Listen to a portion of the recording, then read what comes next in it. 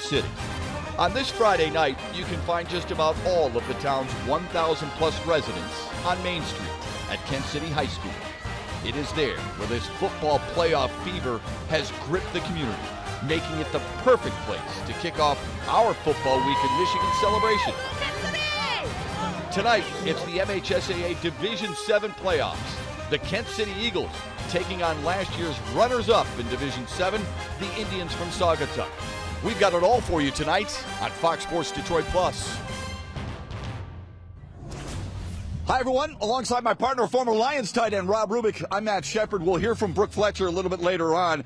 The reception we've received here in Kent City over the last couple of days has been, quite honestly, overwhelming. We're honored to be here, no question. It's been an awful lot of fun. We're getting ready for football, but Rubes, I know you've had fun for a couple of days. What have you enjoyed most? Besides hanging out with the local folk here now, Matt Shepard owns Kent City after running the pep rally last night. You know, Matt, walking around here, look at this field, looking at the stands of people that come out, the barbecuing going on, is like Kevin Costner said to his wife in Field of Dreams when the old players came out of the field. Perfect. And that's what this environment is right now for high school football. We've covered a lot of big football in days, but this is what it's all about. Yeah, the food smells really good too, by the way. And this should be a really good football game. A pair of 8-1 teams, Kent City led by Giovanni Weeks, a guy who really carries the load for this offense. What makes him special? He has a unique running style. He runs very vertical. Most running backs, you see a lot of body lean. You always hear coaches, you got to lean forward. He runs straight up and down, but he's got really shifty hips, and he's very powerful through the hips. He breaks a ton of arm tackles, and the bottom line, he has great top-end speed. First in Class C in the 200 meters, second in the 100 meters. This guy is not going to get walked down from behind, so you put that together, you got a pretty special running back. Really good vision, outstanding feet as well. Meanwhile, Saugatuck, who made the state championship game a year ago before falling short to Pewamo, Westphalia, relies on Bradley Dunn. He has shifted from last year as an all-state wide receiver to this year as a quarterback. He's really grown, and you could argue his numbers are as good as any back in the state of Michigan. They are. I mean, 38 touchdowns, almost 2,200 yards. He does it all. And you can see a little bit different now. They run the full house tee, but they run some inside veer, some midline with the quarterback. So he's going to get more touches. He's going to get more touches as a quarterback than most teams you'll see during the entire season. But once again, very slashy, good hips, gives you a little bit, takes it away, and he's going to be the primary focus of the defense of Kent City tonight. They expect you to win because Bradley Dunn can get it done. He's really matured at that position. He hadn't played the position since his freshman campaign, and he looks like a natural. There's no doubt about it. This is the fourth all-time meeting between these two football programs. Kent City is a perfect 3-0 all-time. Their head coach, Bill Crane, visits with our Brooke Fletcher on keys to his team's victory on a special Friday night. It's Football Week in Michigan on Fox Sports Detroit Plus. Stay with us.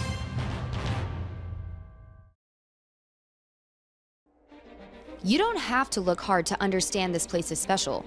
Just take a ride down Main Street and pull up to the only stoplight. You'll see it. You'll see it in the places, and you'll see it in the people. It's that environment that has brought us here, where on this Friday night, the lights shine brighter than anywhere else in the state of Michigan.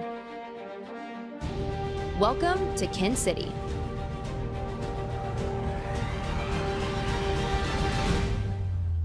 It's one of the biggest events in Kent City history, and we're proud to be part of it. It's the Division 7 first-round playoff matchup between the Eagles of Kent City and the Indians of Saugatuck. Welcome back to our coverage of high school playoff football alongside Rob Rubik. I'm Matt Shepard. Brooke Fletcher is the third member of our broadcast team. She's now with Eagles head coach Bill Crane. Brooke?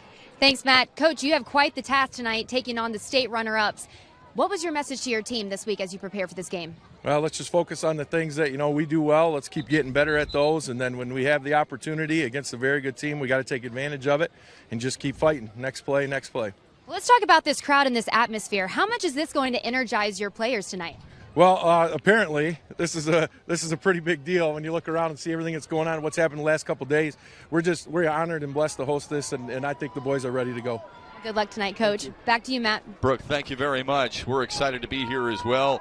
It's a perfect night for football. Beautiful night last night and here again on this Friday night. Bill Crane, 3 straight winning seasons. Meanwhile, on the other side of the sidelines, it is head coach Bill Dunn. 16 years under his belt and over 100 wins. 10 times he's made the playoffs, and he's won 10 games in each of his last 3 campaigns. He will defer after winning the coin flip, and it'll be Kent City. getting the football first.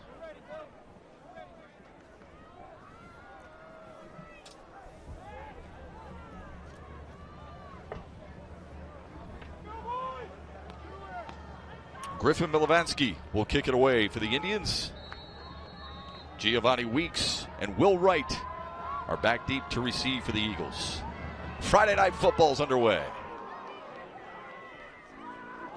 Wright picks it up and is thrown down close to the 15-yard line. Will Wright picks up the kickoff for the Eagles. John Meeks, the senior, and he's one of the captains of this Kent City football team.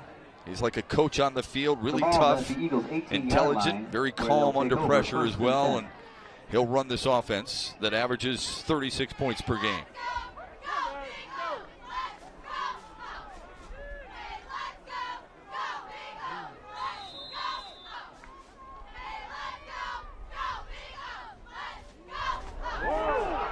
Weeks busted out past the 25-yard line. Giovanni Weeks, the ball carrier for the Eagles.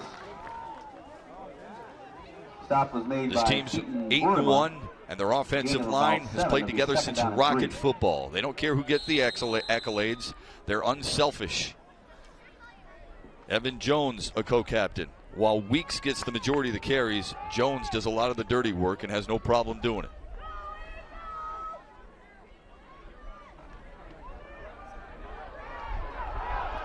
That's a first down run past the 35-yard line. Evan Jones, the ball carrier for the Eagles. Right on cue, Evan Jones. Stop was made by Jared Latchaw. It'll be enough for a Kent City first down. Saugatuck's with the front ball four at the averages Eagles' 6'1", 36-yard line. 215 pounds. Jared Latchaw has 5 tackles for loss and 3 sacks. Their linebackers are all really good. Sam Beckman is the quarterback of that defense, 72 tackles to lead the way this year. And in the secondary, Nicholas Bombach is the best cover corner. A toss sweep. Good hole for Weeks, who lowers the shoulder and gets a good 7 yards or so. Giovanni Weeks, the ball carrier for the Eagles. Stop was made by Keaton Borima. Well, you're going to see this. If you want to see what happens, Gain let's of watch 7 the yards. right It'll be guard, second down, number 3. 67. He's going to pull. He's going to get out in front of this. And you see the ball fade. And the quarterback, Meek, he's trying to even get a little bit of a block. And that's what you can do. If you can get your quarterback, get that deep handoff, turn him up, it's going to get you an extra blocker at the point of attack. Giovanni Weeks, the senior, who runs a 4.5 40, showing off his skills there. Second and short, and on the ground, a first down run. Barreling forward is Dolan Bear to midfield. Dolan Bear, the ball carrier for the Eagles. He was brought down by Cooper Myers. Gets the ball right out to midfield. First down and 10, Eagles. Good look at Coach Bill Crane. Been very amicable with us all these couple days we've been here, Shep. Giving every resource they have, putting at your disposal. Played his college football at Hope. Another solid run as Kent City continues to chew it up. Giovanni Weeks. Ball carrier for the Eagles. Keaton Borima, along with Samuel Beckman on the stop for Saugatuck. Giovanni Weeks does a nice job of just kind of Gain makes of himself 6, in. Remember I said he has an up and down running style. You can see the right guard once again is going to pull. And he runs very straight up and down, but you see his hips. He gives you a little, he takes a little bit away, and he makes his moves as he's heading north and south. And that's how, like, he doesn't stop to cut. He just does those shallow cuts. Really strong kid who put on 15 to 20 pounds of muscle since December. And it's paid off for him. He'll get the call again. Nice move in the hole. And up close to the 40-yard line. And actually, that was John Meek, the quarterback, carrying the football. Boy, he's so good at ball faking. He was brought down by Nicholas If you're Bombach. wondering where this Gets the ball school out is close to the located, first down. IBEW Third Local down 58 short brings you the from school the Indian profile. 41. Small enrollment, but the folks here pack this stadium on a weekly basis and love their football team. 3 straight division titles for this football program out of the CSAA Silver Division. Third and short, a quarterback sneak, and inside the 35 goes John Meek with his second straight carry. John Meek keeps the ball right up the middle for the Eagles. Stop was made by Nicholas Cadro, along with Jared Latchaw. Set up for a Kent City first down. I'm surprised at the, I don't want to call it ease, but the smooth offensive production so far for the Eagles. Yeah, and I'll tell you, number 67, Rylan Kerwin, is really the one they've been running behind. They've been pulling that right guard. They've been a little bit left-handed. In other words, pulling to the right and coming to the left. So sooner or later, they're going to have to counter and pull Jaden Cato and go the other way. To the left again. Weeks stumbles his way inside the 30 on a nice first down run. Giovanni Weeks, the ball carrier for the way they're moving the ball, this reminds me of a team we're going to watch tomorrow. Eastern Michigan takes on Army. They're just 3, 4, 6, 8. They're just chunking you with this full house tee. And this is just, once again, Kerwin, number 67, gets out in front. Very athletic. Doing a nice job. And Meeks is a patient runner. Giovanni Weeks is a very patient runner. Good block by Evan Jones to lead the way. And a horse collar inside the 30 on a minimal gain for Evan Jones. The ball carrier for the Eagles. But no negative plays, no TFLs for Saugatuck. They keep moving the down marker. Now they're in a 3rd and 3 situation. You got 2 here on the 28-yard line. This is 4 down territory for Bill Crane. He knows right now he's got options. You know, we've seen Meek run it. We've seen Jones run it as well. Giovanni Weeks spins out of a tackle, sidesteps his way, balances up close to the 25-yard line. That wasn't his longest run on the drive, but it might have been his best. That's a great call, Shep. They hit him in the backfield. Now, there was really, Giovanni was hit about 3 yards short of the line of scrimmage, and he's going to be just a little bit short, but you can see here just shedding tackles coming through the line. The first one is Nicholas Bombach, and he's able to get by him and then spin and make it close, and look for that quarterback sneak that we saw just a second ago. See if there's any adjustments by Saugatuck if they pinch their defensive tackles over the center. It's a quarterback sneak, and it's another set of downs for Kent City. John Meek right up the middle. Picks up I think if we see that again, Kent City first down. Coach Bill Dunn, first down and 10 from the he's going to have to make an adjustment. He's going to have to line nose, put someone right over the top of the center, because there's a natural gap there between the two defensive tackles, and they're just not quite quick enough to pinch and close it off. And a 175-pound quarterback like John Meek, we see here, the senior, it's a good job, good quicks, and nice job by the center, Nick Coulter, really getting a good drive and a quick snap. Yeah, they love Coulter, the senior, 5'11", 205, has the right attitude. One of the stronger players in this entire program. He wears 58 in red and helped pave the way on the first down. Weeks. And he's wrestled to the ground after a gain of a couple. Now you're going to see this Saugatuck defense.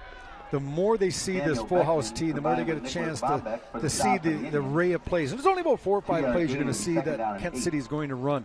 They're going to settle in, and they're going to see it at game speed. You can't replicate in practice, so I expect them to get better defending these certain plays as this game goes on. It's the first drive where you kind of get caught, you get a little bit tired, your adrenaline's pumping, and right now they seem to be settling down. The last 2 or 3 running plays have not been as effective for Kent City.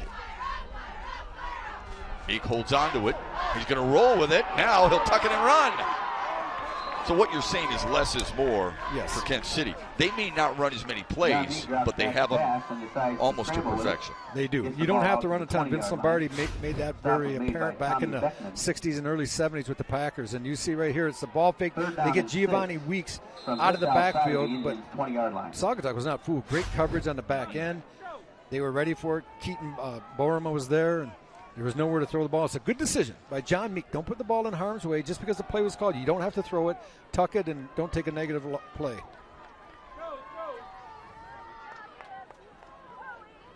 Toss sweep. Giovanni Weeks cuts it back, gets the first down. Well, we talked about his slashing ability, how he runs vertical, but he will lower his pad level, Shep, upon contact, and we've seen that here. He's going to come right into your living room. He follows the blockers very well, very patient, and then he just lowers it and uses a little bit of power and is able to move the chains. That's a big 3rd down and 7 now. Saugatuck did a really nice job on the first 2, putting him in a 3rd and long, and that's what you want to do with these full house T teams that run the ball all the time. You put them behind the sticks, you have a good opportunity, but Kent City was up to the challenge. They can get another first down inside the 5. Squirting through, breaking to the outside, stiff arming his way. Touchdown, Dolan Bear! Dolan Bear, the ball carrier for the Eagles. He carries the ball 12 yards for a Kent City touchdown. What a beautiful drive. Coach Bill Crane last night lying in bed thinking about the plays he's going to call. He couldn't envision it any better than it just went for this Kent City Eagles team. And the funny thing is, and he told me this, we don't have to just depend on Giovanni Weeks. We got other capable backs, and you see right there, Dolan Bear does a nice job of getting through the hole and then bouncing it to the edge. The extra point is up and through, and a very impressive Friday night debut on Fox Sports Detroit for Dolan Bear and the Eagles offense. All on the ground, but it was impressive, and they have the early lead under the Friday night lights. Welcome back to Kent City, where the Kent City Eagles are now leading the Saugatuck Indians 7-0 here in the first. Now, it was an exciting night here in Kent City, but we had some fun last night here at the high school. Fox Sports Detroit threw a pep rally for the residents here in Kent City and the high schoolers. We had the band playing, we had honoring all the athletes, and we also had a tailgate with some live music. But guys, I think the most incredible thing here is the fact that the entire town came out. We had about 700 to 800 people. And with a town where the population is just over 1,000, that's a pretty big deal. So it just shows you the sense of community here and how much this team means to this town. Back to you, Matt. Yeah, Brooke, you're right. If you think about it, how many signs did we count that says thank you Fox Sports Detroit, that talks about their Eagles, that talks about their Kent City pride? It really was inspiring. We enjoyed it a great deal. It was a lot of fun. I saw Cletus in there too. Oh yeah, Cletus is here for sure. A little squib kick. And they'll field it at the 25-yard line. Ball back outside the numbers, and then a flag. First flag of the night, just shy of the 35. You're going to get a little block back here. There's a New Road High School. He gets his head in front, so it's not a clip, but if you're going to block the defender coming down, Shep, you have to, if he doesn't see, you have to lead with your hands before you make contact. And that time was kind of a blind side block, so you're going to march back probably 15. All right, we're going to do a 15 from there.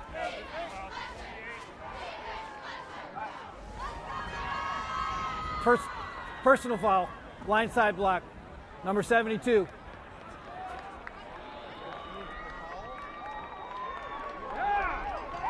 Blindside block. That's what they got. They hit him with that blindside block, and it's a new rule, and they're looking in for us. I've seen it called a few times going on Friday nights.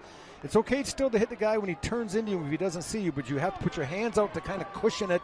You can't just hit him with your shoulder pads and hit him, and it's for safety, and it's a good rule. Marches him back inside their own 15-yard line. Fumble. And Bradley Dunn forced to cover it at the 5. Snap was fumbled. We talked about Bill Crane and what he envisioned. I guarantee that Coach Bill Dunn did not envision the way this is started. 5-yard line. Bradley Dunn, though, as you said last year, that's just right on the exchange in center, and he never got the ball, and just puts him behind the sticks. And once again, this is a team that threw the ball 24 times the entire season, not last week, the entire season. So this takes them out of their comfort zone. The good news is they have great big play capability. Keep an eye on that. They like to run the quarterback on the naked boot. They'll ball fake one side, and he'll keep it go away from it. Dunn with pressure, eludes it, weaving his way, good speed. No one's going to catch him. Yes, Giovanni Weeks tracking him down and shoves him down right around the 5-yard line. They like to get him to the edge. They like to ball fake, and then he pops it outside, and he shows, and I bet you he hasn't been caught like that very many times this year. Ball fake, hits outside, and a nice block at the point of attack by Dylan Avalus. And then it's just speed. He outruns the first defender trying to catch up with him that time. That was Jaden Williams couldn't get him, but you see the speed of a track man. Wow. That's a great play by the quarterback, Bradley Dunn, but the speed by Giovanni Weeks saved the touchdown. Boy, he made up a lot of ground fast, didn't he? He just blew by people to shove Dunn inside the 5 or so. It'll be first and goal for the Indians. Dunn still has it. Cuts it back, lowers the shoulder, backpedaling his way. Is he in? No, he's going to be just shy of the goal line. Dunn keeps the ball for the Indians. He's stopped by Lane Daly. Gets the ball inside you can tell Bradley Dunn is a tough hombre. Confident young man, a slasher and a glider. You saw it on that long run moments ago. And you got to have really good feet and vision to be able to make people miss and rush for almost 2,200 yards. And one thing that we didn't have on those bullet points is his ball handling skills. Very deceptive with his. We've seen he's got to the edge a couple of times, and the defenders have lost sight of him. 38 rushing touchdowns on the year. A stop and start lunge and a touchdown for the Indians. Nick Bombeck. Nicholas Bombeck takes it in for a Saugatuck touchdown. Well, they did a little bit different than Kent City did, but you can see right here, this is just an ISO. It's given to the right side halfback, the left side halfback, the fullback. There's no trapping. It's just they lead through the hole. First man there kicks out, and next one leads through, and pretty easy finishing after the nice long run by Bradley Dunn. Griffin Milovansky is 60 for 62 on the year in extra points. Dunn the holder, the kick is up, and the kick is through. At one point, Saugatuck was staring at a second down at about 19. It doesn't matter because they got one of the best running backs in Division 7 history. Bradley Dunn sprinting close to the goal line and then finished off by Nicholas Bombeck to tie it at 7.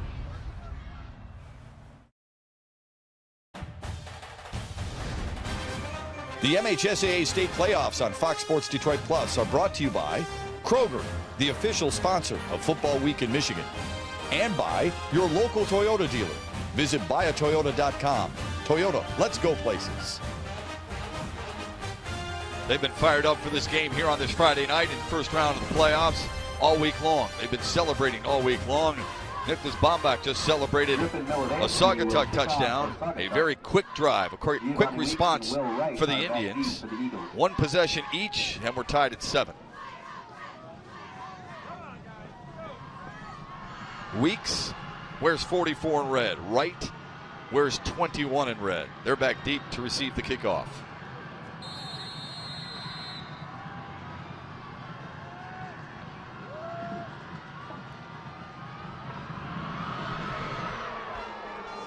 Good kick. All the way into the end zone. Ball goes into the end zone for a touchback. Kent City will take over first and 10. IBEW Local 58 brings you this school profile of Saugatuck. The Indians 8-1 on the year out of the SAC Lakeshore Conference. A team that reached the state championship game a year ago and back in 2010, but in a lower division. This is really a tough draw for both these teams. It is. These are two teams, and they also have Palma, Westphalia in the same district. So good news is if you can win tonight, bad news is you got to face Palma. Lothrop is in this same region as well. That's not an easy task. Nicholas Cadro made a stop for the Indians. Dolan Bear with a nice gain on first down. Second down 4. You see a little bit of the difference here is all three running backs as well as the quarterback for Kent City will get carries during this game, where on the other hand it's going to be 2/3 Bradley Dunn for Saugatuck carrying the football.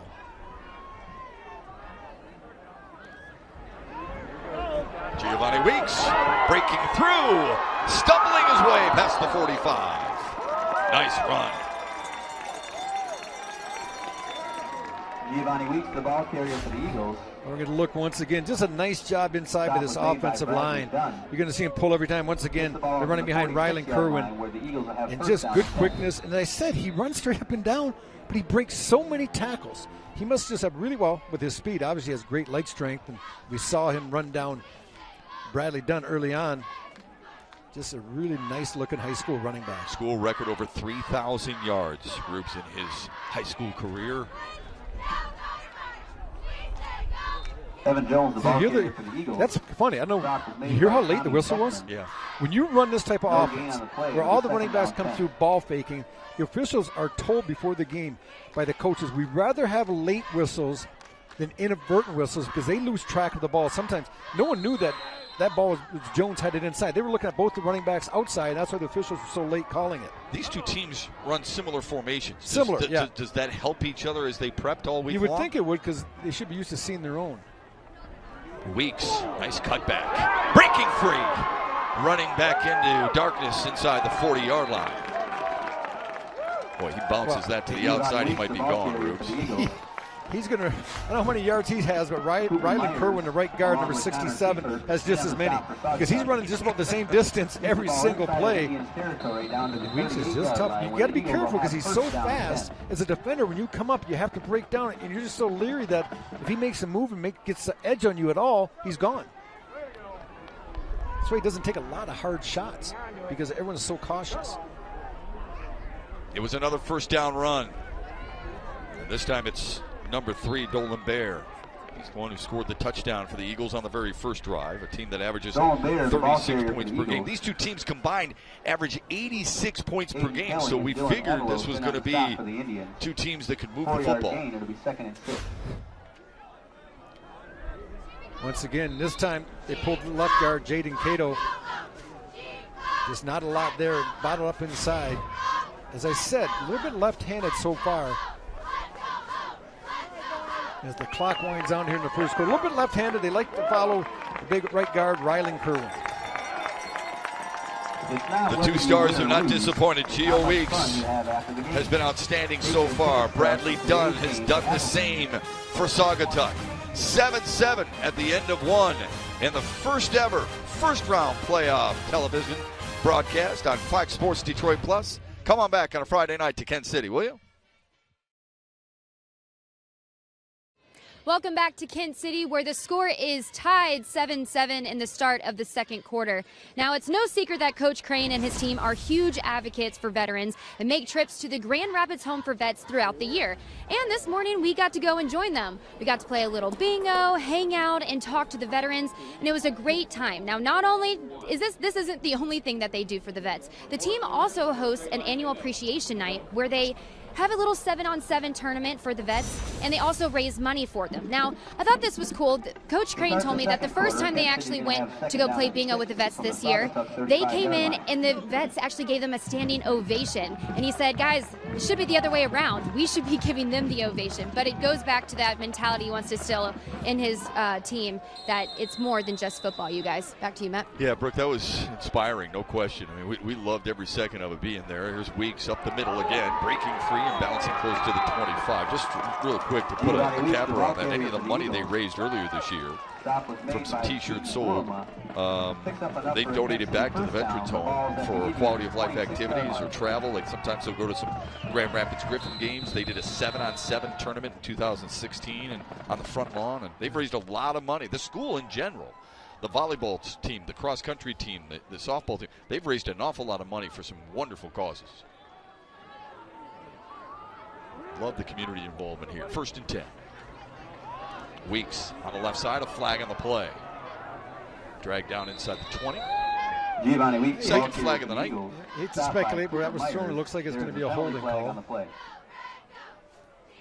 That's tough now. Like I said, when you run this full house, you get behind the sticks a little bit. Now, Kent City does have the ability to throw a little bit more. They throw the ball a little bit more effectively, but it'll still be first down. You're in 4-down territory. There's a long discussion here. Chop block. Chop block. On the offense. That's a big one. That's a 15. That's going to put them back. Yeah, it's going to be a 1st and 25. Chop block against the Eagles. That's 15 yards from the spot of the foul. That backs to Kent City up to the 40-yard line. Going to be 1st down and 23. Back to the 40-yard line. It'll take him 23 yards to move the chains again.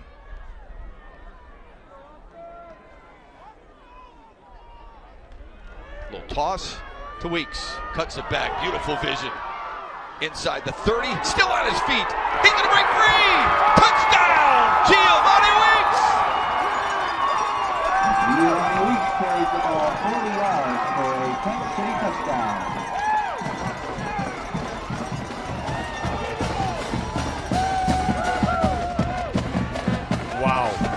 Wow with an exclamation. Let's take a look. He's going to come from the left side of the screen. He has such a nice feel. He lets the blockers get out in front. Once again, you see Kerwin out in front, spins. I said, I hate to pat myself on the back, but he runs straight up and down, but he breaks so many tackles. He's so powerful. And he spins, and he doesn't, once you get a grip, he spins on a lot of arm tackles as well. A unique running style. a la Pittsburgh Steelers, right? Bell, you watch Le'Veon Bell. Yeah. Now, I'm not comparing him to Le'Veon Bell, so I don't want to get all the Twitter yelling at me, but he does run with that same type of style. Very patient runner. As you can see, he allows the blocks to take place, then he accelerates through the hole. And that's what you like as a blocker. If you're going to run out there, you're going to pull, you're going to do all the work, wait till I make the block, you cut off the block, and then you're on your own once you get to the second level. Groups, they were trying to strip the ball. Samuel Beckman was tackling the football, and Weeks would have nothing to do with it. Instead, he bursts free and scores yet another touchdown, his 21st of the season. You watch this, we're going to look here. He's nothing but a whirling dervish. Giovanni Weeks, he gets through, accelerates, and then he spins. He just gives you a whole bunch of nothing.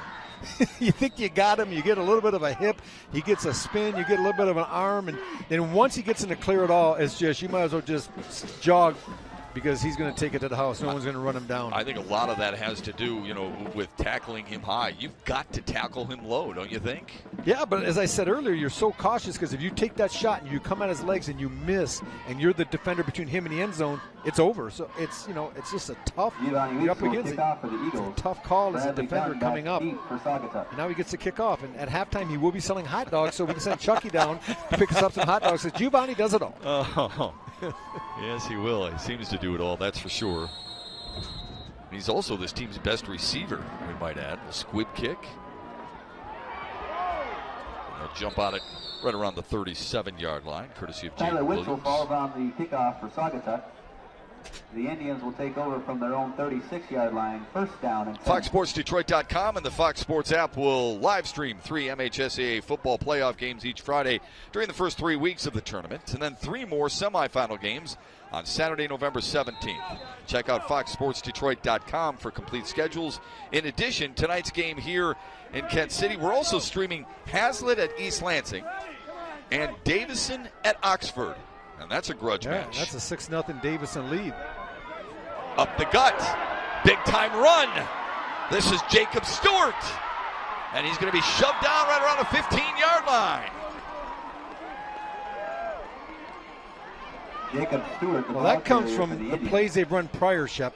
With the speed to the outside of Bradley Dunn, where they hurt this defense early on. That time, they're just going to run Stewart right up the middle. He's right in the middle of your screen. It's just a little fullback trap inside. And only 2 defenders, one being Weeks, who actually gets juked. But he has such wonderful catch-up speed. He's able to get back with Jaden Williams and run down Stewart. Stewart's got some shake. He does. Doesn't he? I mean, when he got through that hole. He's probably thinking, okay, I got Weeks beat. And then 15 yards later, no, he's on my back.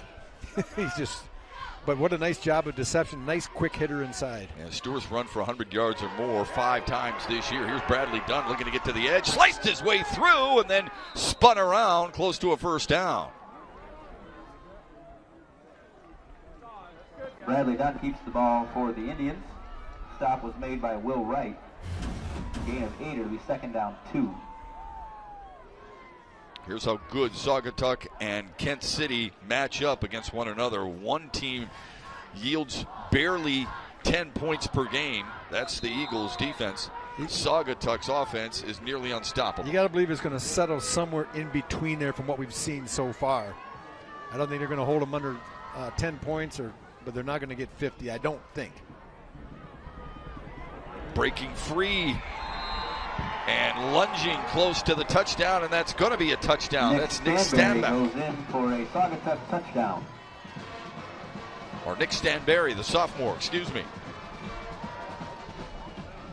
Spreading the wealth a little bit right Why not? now. On that drive, we saw a little bit some different cast of characters. Jacob Stewart with a big run to start this drive, and then Nick Stanberry doing a nice job of following the blockers and getting up. And right now, Kent City having a few defensive issues. They don't have an answer. They don't really know where the ball is. And that's all about timing and ball deception offensively by Saugatuck. Well, it was a nice block, too, led by Jacob Stewart. He had the long run on this drive, and then Nick Stanberry finished it off. It has been a battle of running games, but it's also been a whatever you can do, I can do better type situation so far in this one. As usual, it's a packed house here at Kent City for a football game, tied at 14 in a battle of high potent offenses. There's a tradition here for the Eagles. I know there's nobody in the stadium, right? But what you do is you bring your blanket and you reserve your spot no matter what time of day or what day it is during the week. You know, I talked to some of the locals prior to the game. I said, does anyone like do a practical joke here, like on Halloween or something, where they come out and switch all the blankets? You come there confused looking where you put your blanket. And I said, how soon can you put them? They said, whatever time you get here on game day. I said, does anyone ever put them out the night before? They said, not to our knowledge, but they do like reserving their seats, and it's respected, and it's a well-honored tradition here, and no one seems to mess with the blankets. Nice thing is it's not too chilly here tonight. What if you have the same kind of blanket? You don't, Matt. They have a blanket store in Kent City, and they keep track of what kind of blanket you have. Okay. So when you go to buy your blanket, they tell you, okay, the Thompsons have that, don't buy that one. Folks would love a Fox Sports Detroit blanket. The last couple of days, the way they've treated us, or a Kroger blanket. That's what I got when we went to GLIAC back in the day at Grand Valley. I didn't get a ring, I got a blanket. It's true. The truth is funny sometimes. Yeah.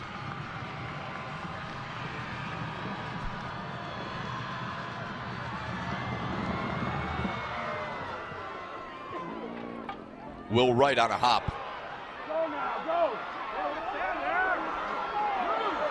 Going the wrong way. Tommy Beckman down there to help on the tackle, number 81 in white. Stop was made by Nick Stanberry. Nick Stanberry, who scored the touchdown, also in on the tackle. Well, Will Wright just looked a little bit indecisive with the ball when he got it. Coach Crane's talking to him as he comes off the field. So I don't care if you go right, left, or straight, but pick one of them and do it. And Will Wright just kind of stood there and waited, and before he knew it, the coverage team was on top. Yeah, most coaches prefer north and south, don't they? Yes, sir. They've moved the ball exceptionally well all night long. And again, on the ground as usual. First down run by Dolan Bear, who's got a touchdown tonight. Stop was made by for the people watching, if you really want to try to find the ball, don't look in the backfield because you will get lost. You just have to follow the guards in this offense. The guard will take you to the ball. That's why your linebackers are, a lot of times they'll either read the guard over him or sometimes they'll have you cross read. So they read the backside guard. So if I'm the linebacker away from him, I know he's coming, and then you're going to step up and fill. Connor Seifert made that tackle, number 32 in white. Giovanni Weeks. Good flow to the football that time. Stanberry with the tackle. Stop was made by Nick Stanberry. As I said, Rylan Kerwin and Jaden Cato, they're going to get tired. You're going to see Rylan Kerwin, number 67, just follow him. He's to the right of the center here. He's going to pull, and he would take you to the football. Nice job, drive block. Look at him keep the feet moving. Good job by Stanberry to get off that block of Max Hudson and make the tackle. What do you call that? Shedding, right? Scraping. Using your hands. Yeah. Throwing the blocker. He wants to try to lock on you. You got to get rid of him.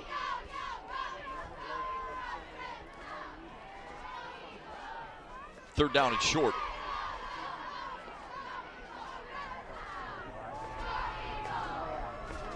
First down. Giovanni Weeks, the ball carrier for the Eagles. I think Giovanni Weeks is going to sleep well tonight. We're not privy to stats right now up here, but I got to believe he's got maybe a dozen carries already here, still about halfway through the second quarter. You can see him. Had about 120, but he's 125 coming into this. Yeah, he's in great shape. Yeah. I got a chance to talk to him a little bit and see him today, and it was funny.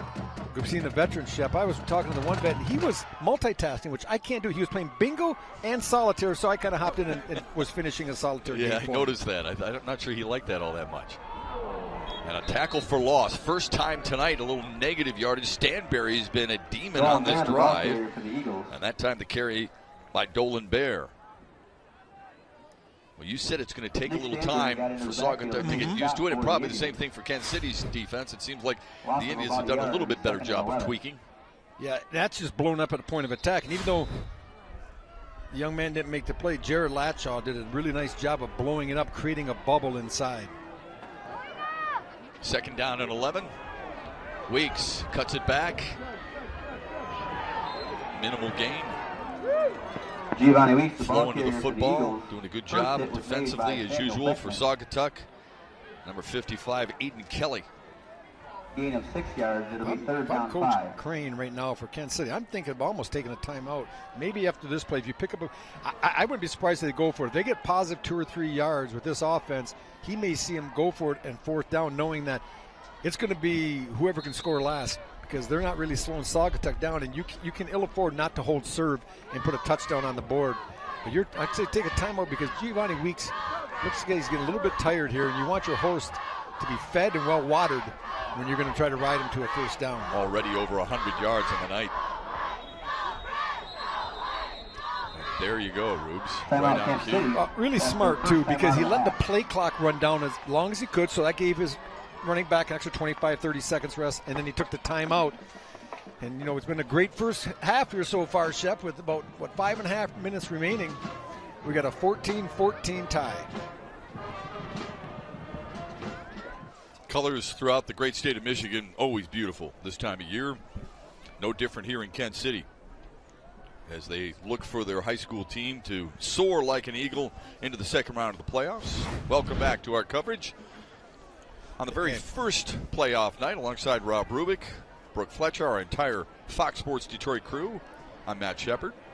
Michigan gets kind of a bad rap sometimes for our winners, but our falls, that last pitcher kind of showed, Shep. Just beautiful. What a beautiful shot of the leaves turning and the small towns. And I had a chance to go get lunch at the Kent City Lounge today, and I had a very good burger and some fries and some chili. Now I'm on my third hot dog. Yeah, third hot dog and 3 pieces of pizza. So I have to walk back to Lapeer tonight to burn off the calories I've consumed today. Third down and 5. It's a third down and 5 situation for the Kent City Eagles.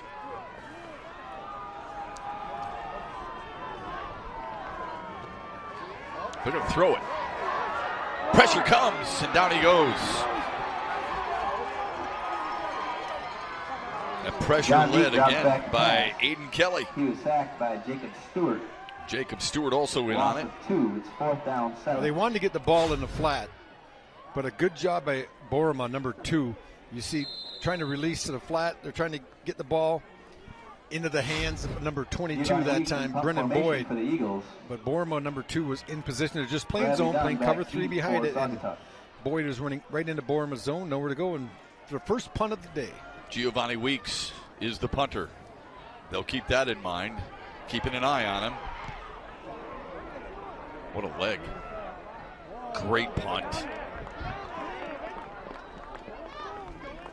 17-yard line is where Saugatuck takes over. The punt roll dead at the 17-yard There's line. a good look at Giovanni Weeks. We've talked about his running prowess and his speed top end, but his football IQ is not very bad either, Shep. And that time he's the punter, and he does a really nice job. He'll get the snap. There's no rush. I'll wait. Get my coverage team down. There's no rush. You're going to finally come. Then I'll punt the ball, and that allows no return by the return team because your coverage is there waiting on it. So heads up play. It's a really good point by a really good player.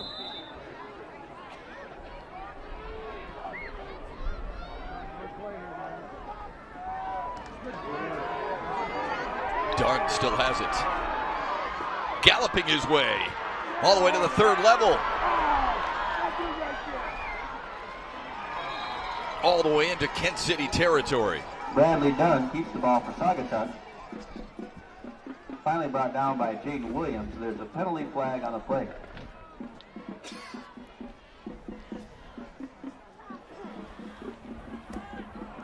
No flag. Waving off the penalty flag.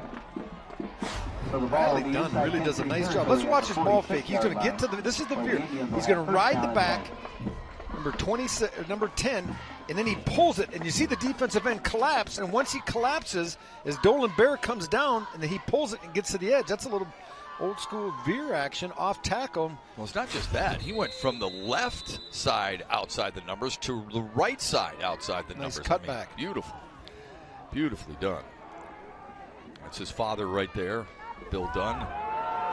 Right up the gut, Jacob Stewart. Shy of the 40-yard line. Jacob Stewart, the ball You can hear carrier the for the Kent Indians. City people happy there. That's a 4-yard gain, but Evan what we've Jones. seen so far with this high-powered Indian offense, that's a Gain of win. 4, it'll be second and 6. No question.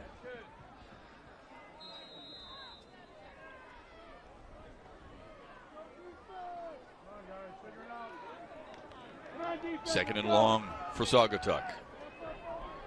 Average 464 yards per game on the ground. That is potent. Dunn still has it to the outside and a first down run. Let's welcome in Brooke Fletcher. Brooke. Well, guys, you've already met Coach Bill Dunn of the Saugatuck Indians and his son Bradley, the team's quarterback, as you can see. But the Dunn family affair with Saugatuck football stretches beyond those two. Back in the mid-2000s, oldest son William and Nick starred for their father. And then in recent years, two more Dunns carved their names into the history books, as Blake was a standout quarterback and now Bradley in his senior season. And the cool thing about this, you guys, is that the final home game of the season a few weeks ago, despite living in different parts of the country, all the boys were back in Saugatuck and took this picture with their dad. Yeah, their mom set that up, right, Brooke? Their mom set it up, and Bill. Yeah, the mom set that up, and you know, he had a huge game, you guys, and so we had to ask Coach, did they say congrats to him? He's like, of course they did, but Blake, of course, had to say, now that was great, Brad, but don't be going and breaking my records, all right? A little tough love from the big brother there. Yeah, you got to have that in the family. Blake, a starting right fielder, as a sophomore for Western Michigan's baseball team. That was homecoming that Brooke was referring to, and on that day, Bradley Dunn had 4 touchdowns and 170 yards against Galesburg. There's an injured Nolan Swears for Kent City.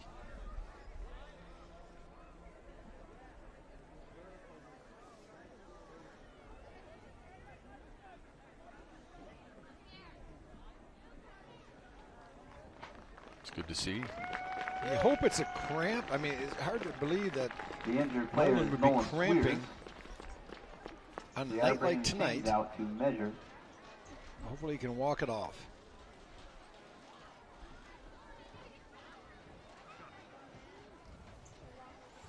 Bill Dunn has done a nice job of turning this Saugatuck football program First down. around. Saugatuck first down from just outside of Although the last 3 years beaten by Pewamo Westphalia.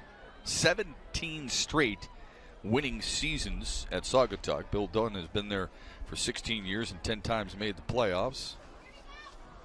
Remember, this program was in the dumps. I mean, there was a time where they had lost somewhere in the neighborhood of 42 in a row. His first year here, 0-9. Football wouldn't have survived without a co-op with Holland Christian. And then what do? They take off, and now they're one of the favorites in Division 7 on a regular basis.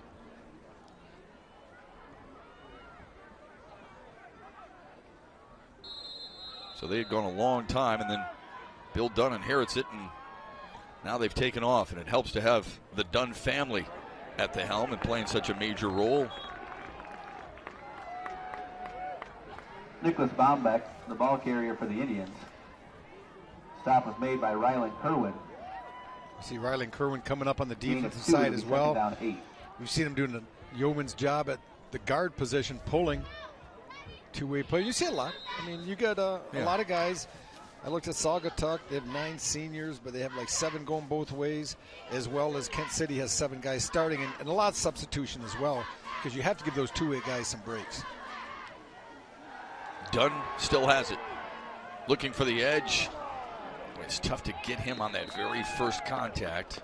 Bradley You always keeps hear the ball yak for in the yards Indians. after catch. How about yak for yards after contact? And when he makes a tackle, a nice job reading the play by Giovanni Weeks. He comes flying up from his safety position. It hits Dunn about for no gain, and Dunn just kind of stops, lets the speedy Weeks go by him, and then he tucks it up and picks about 4 more yards. So I've got 3rd down, and let's call it 4. No question, 4-down territory here for Saugatuck.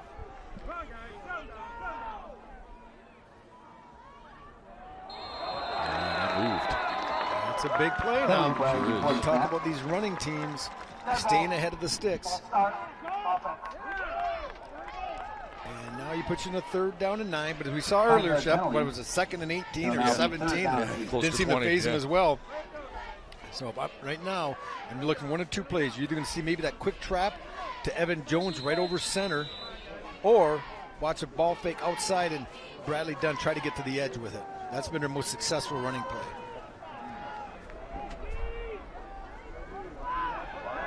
Dunn still has it. Left-handed toss. He's got his man. This is Jacob Stewart inside the 10-yard line. Bradley Dunn's pass is complete to Jacob Stewart. I didn't know he was left-handed, to tell you the He truth, was but they brought don't down by throw, Matt so it's hard to Hudson. tell. But this is a really nice job. It's well read. Ball down to the Good 10-yard line penetration, where getting the first down inside goal. quickly was Dolan Bear, but he just takes it, dumps it out into the flat, and was able to pick up a first down. That's tough to defend when a team runs the ball about 97% of the time. When they throw it on you, you're going to get caught. First and goal from the 10-yard line for Saugatuck.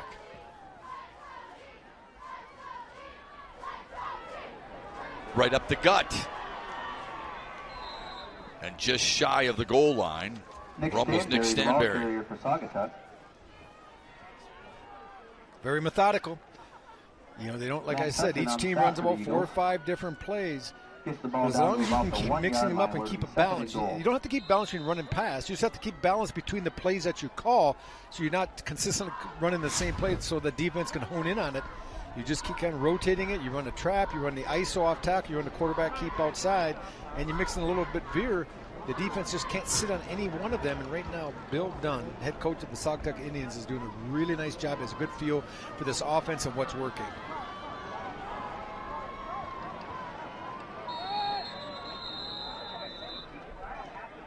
We get a timeout Saugatuck. That's their for first timeout Saugatuck. of the half.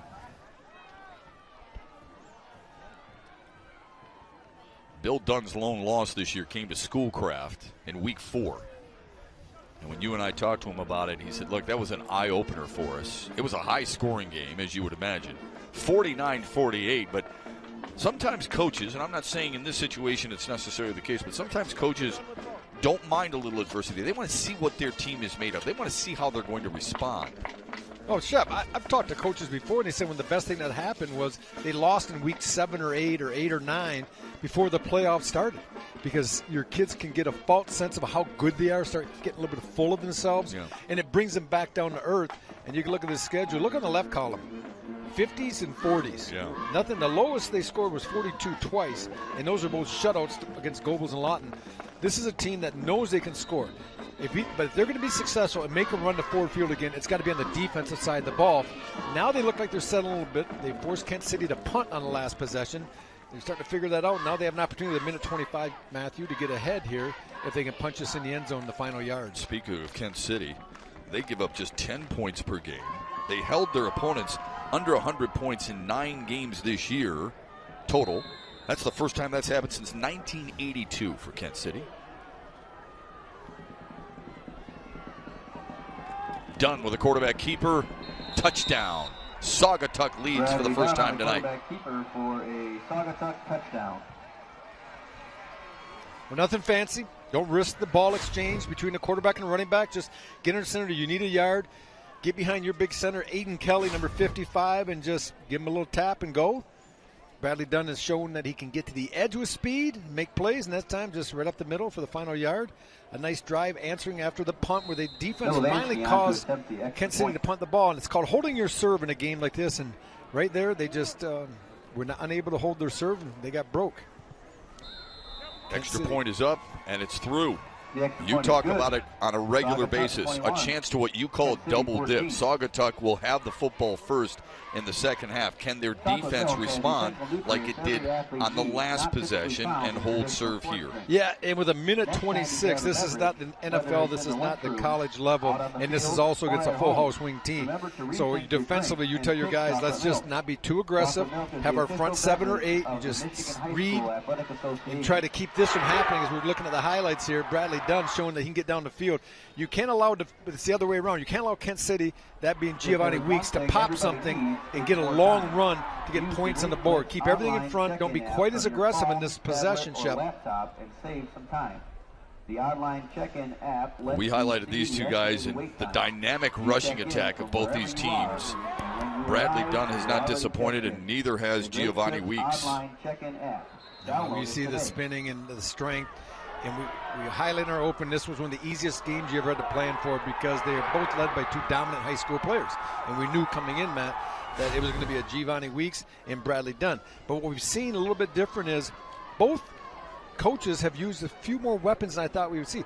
Bradley Dunn has got a touchdown, but we've also seen Nick Stanberry, Nick Baumbach as well get some carries. Jacob Stewart got some carries, as well as Evan Jones. And then when you see Kent City, not just Giovanni Weeks, but we've seen Dolan Bear carry the football.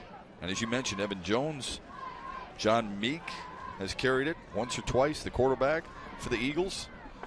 Now what can they do with 1:27 left in the opening half and a couple of timeouts at their disposal? They'd like a nice return to start. Short kick from the 30. Look out! And into Saugatuck territory. Max Hudson sets up his offense. A nice field position. And what Max Hudson did well, that his teammate Will Wright didn't do it early on. He caught it, he was decisive. He got north and south. He caught it and just started going up the field. The defenders the coverage team just kind of ran by him. He catches and he goes. Head north, you see the first defender, the second one, third. Shows a little bit of quickness getting through the hole. A nice job hanging on by Cooper Myers to make the tackle. A little bit of field position here now, only about 1:21 here. See what they can do. If they try to go to the air, just keep running number 44. Well, they'll do it on the first play of the drive. And he's going to show them why he's one of the best in the state, all the way close to the 30-yard line. The ball carrier for the Eagles. You're going to see a hurry-up offense the best you can from a full house tee type of set. There's no spread here, so your linemen know where to go, and you're going to see it get spotted, and they're going to be going quick.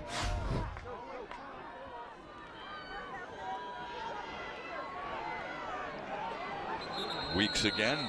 Giovanni Weeks, the ball carrier for the Eagles. Timeout for Bill Crane. I think they're going to have to keep him honest. We're talking about Kent City.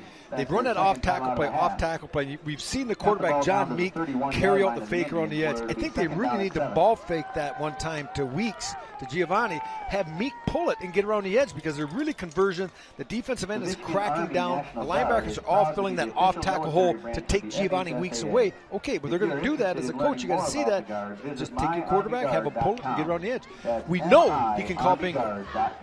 We saw that today. John Meek did an outstanding job, and I asked him if he ever done it before with the veterans. He said, no, it was his first time. I said, you're doing great.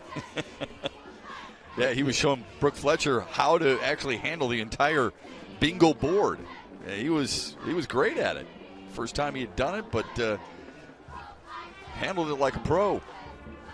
And we asked Bill Dunn, what did that stop at the veterans home, what does it mean to your kids? He says, look, it's not always about you.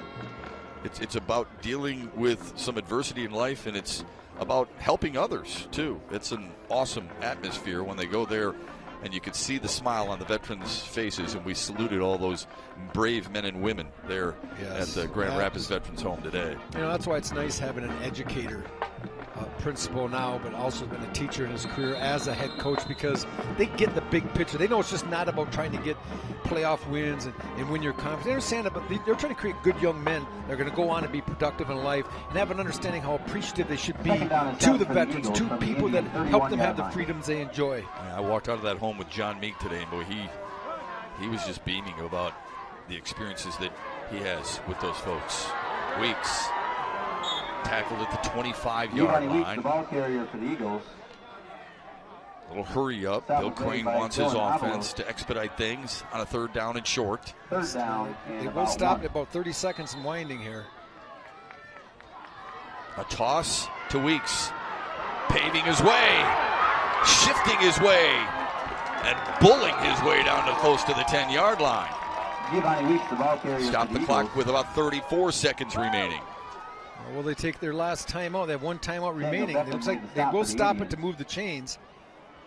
Gets the ball down to the injury. Marking the 12. Giovanni Weeks has got to be gassed here. This all goes back to the kickoff and the return by Max Hudson. Yes. On the short kick, it gives them an opportunity, them being Eagles of Kent City with 30 seconds and counting. Another toss to Weeks. This one's worked well all night long. Lowers the shoulder and carries men into the end zone. Giovanni Weeks goes 12 yards for a Kent City touchdown.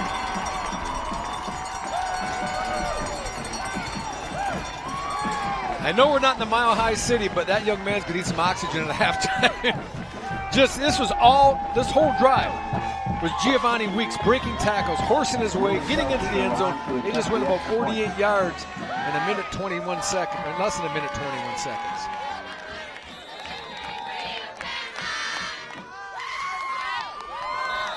Extra point is good, and we're deadlocked at 21. They took the double dip away. It did.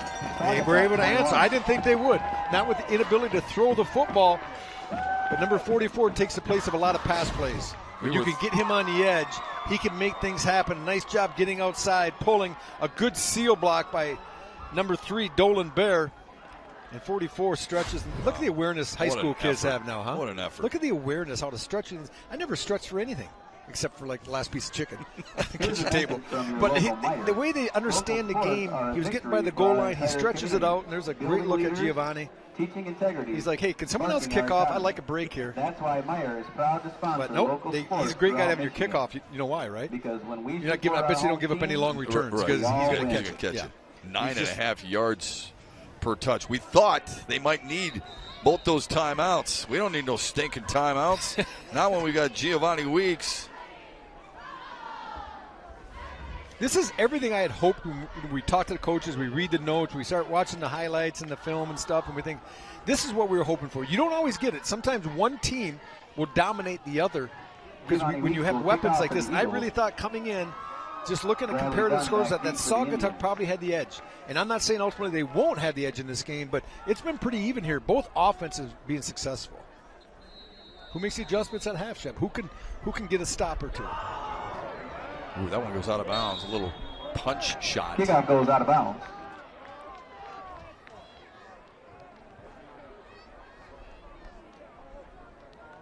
Saugatuck will take over from their own 35-yard line. So at the 35 for Saugatuck, who we would remind you has 2 timeouts in their back pocket. And a big leg kicker. And can throw the football a little bit. Yes. Don't do it a lot, but they can put it in the air. Right, that's true. 24 passes during the regular season. 24 passes during the season. Well, they have one. They have thrown one tonight. So that means they probably have 1 or 2 more in their repertoire to get to their average. Kick out of bounds, 5-yard penalty. We'll start the series on the 40. We've seen Bradley Dunn with those long runs. He's had a couple already here tonight. Now they spot on the 40, Matt, and I'm going to tell you why. It was kicked out of bounds before the 35, outside the 35. If it's inside the 35-yard line, it comes to the 35. That went out on about the 36. Dunn's going to keep it. And they got it this time. First tackle for loss on the night for Kent City. John Meek, we talked about him, on the offensive side of the ball, maybe get him involved in the running game a little bit. But that time he came up with a nice play from his outside linebacker position. Really impressive kid. When I was talking with him earlier today, I asked him if he thought you might be a little nervous. Let's face it. I mean, not just because it's a packed house. They usually get the packed house, but you got cameras here. Okay, you got the entire state of Michigan the opportunity to watch you play tonight. He said, no, man, I'm just really excited. These are the things that you live for. These are the times you always dream of. And really good athletes have a chance to slow the game down and slow their heartbeat down a little bit. They do. And just watching him with the veterans today, very calm young man. Took the bingo bull right by the horns. And there's a look at the crowd here tonight. What a nice crowd coming out, supporting their community. A lot of red. And on the other side, we got a lot of the Saugatuck faithful made it up from the coast, southwest Michigan, rather. Yeah, it's been a very entertaining football game. Enough big plays. People say, well, it's full house tee, not a lot of action, but there's been a lot of action. And if you can learn how to watch football like this and appreciate it, if you can keep an eye on those guards and all the pulling and all the trapping and all the kick-out blocks and the next level blocks and the running backs carrying out the ball fakes, there is a lot of beauty to this offense that people might overlook. Interested to hear from Bill Crane at halftime how important that last touchdown really was. Good job up front. The defense continues to make big plays, at least on this drive. That was Rylan Kerwin. He's had himself a really nice first half. Bottled up Jacob Stewart on that run. Yeah, on both sides of the football, Rylan Kerwin has been a presence. We give him a lot of love to Giovanni Weeks, but he'll go into halftime, he'll pat the big fella on the back and say, hey, I appreciate it. You've seen his number the entire night, and he's been following 67 and cutting off. And that time they try hitting a low inside trap to Jacob Stewart. We saw it work early on.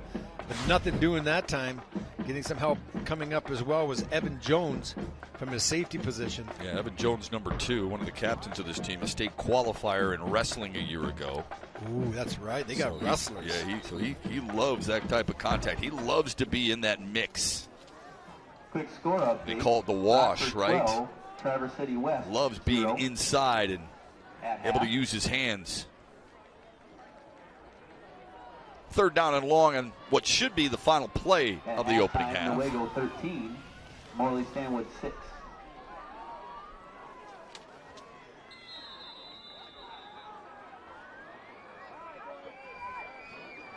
They're going to run it, and Dunn is drilled right away.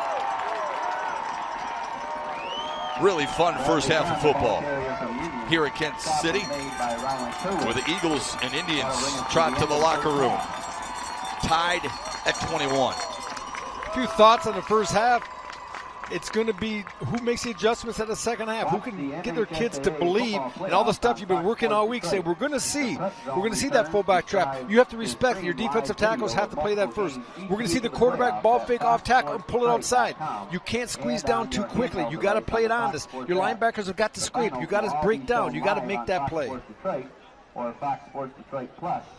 Really nice first half for Bradley Dunn. Part of Football Week in Michigan. Operating that offense. Nearly 2,000 of the state's top student athletes will be recognized for and showing off their skills, their play calling ability, and love the way they run their offenses. We're going to have a chance to hear from head coach Bill Dunn here in a second. I'm just kind of curious how he feels. I mean, obviously a coach would like to be in the lead right now, but if he's happy with his performance, and if not, maybe what he's not happy with. Brooke Fletcher is there to ask those questions, and she's got the head coach of Saugatuck. Brooke? Coach, over 130 yards and 2 touchdowns for Bradley Dunn. What do you have to say about his performance this half?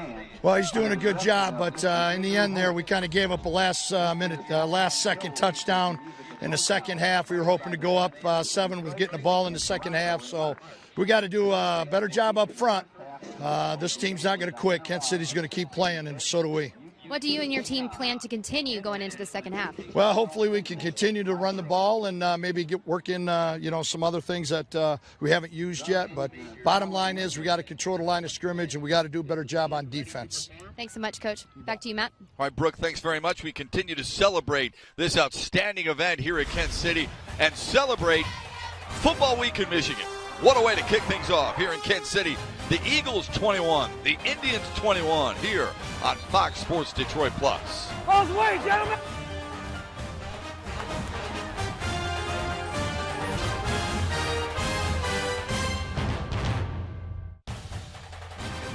How gorgeous is this, huh? This is what Friday nights on the west side of our great state is all about.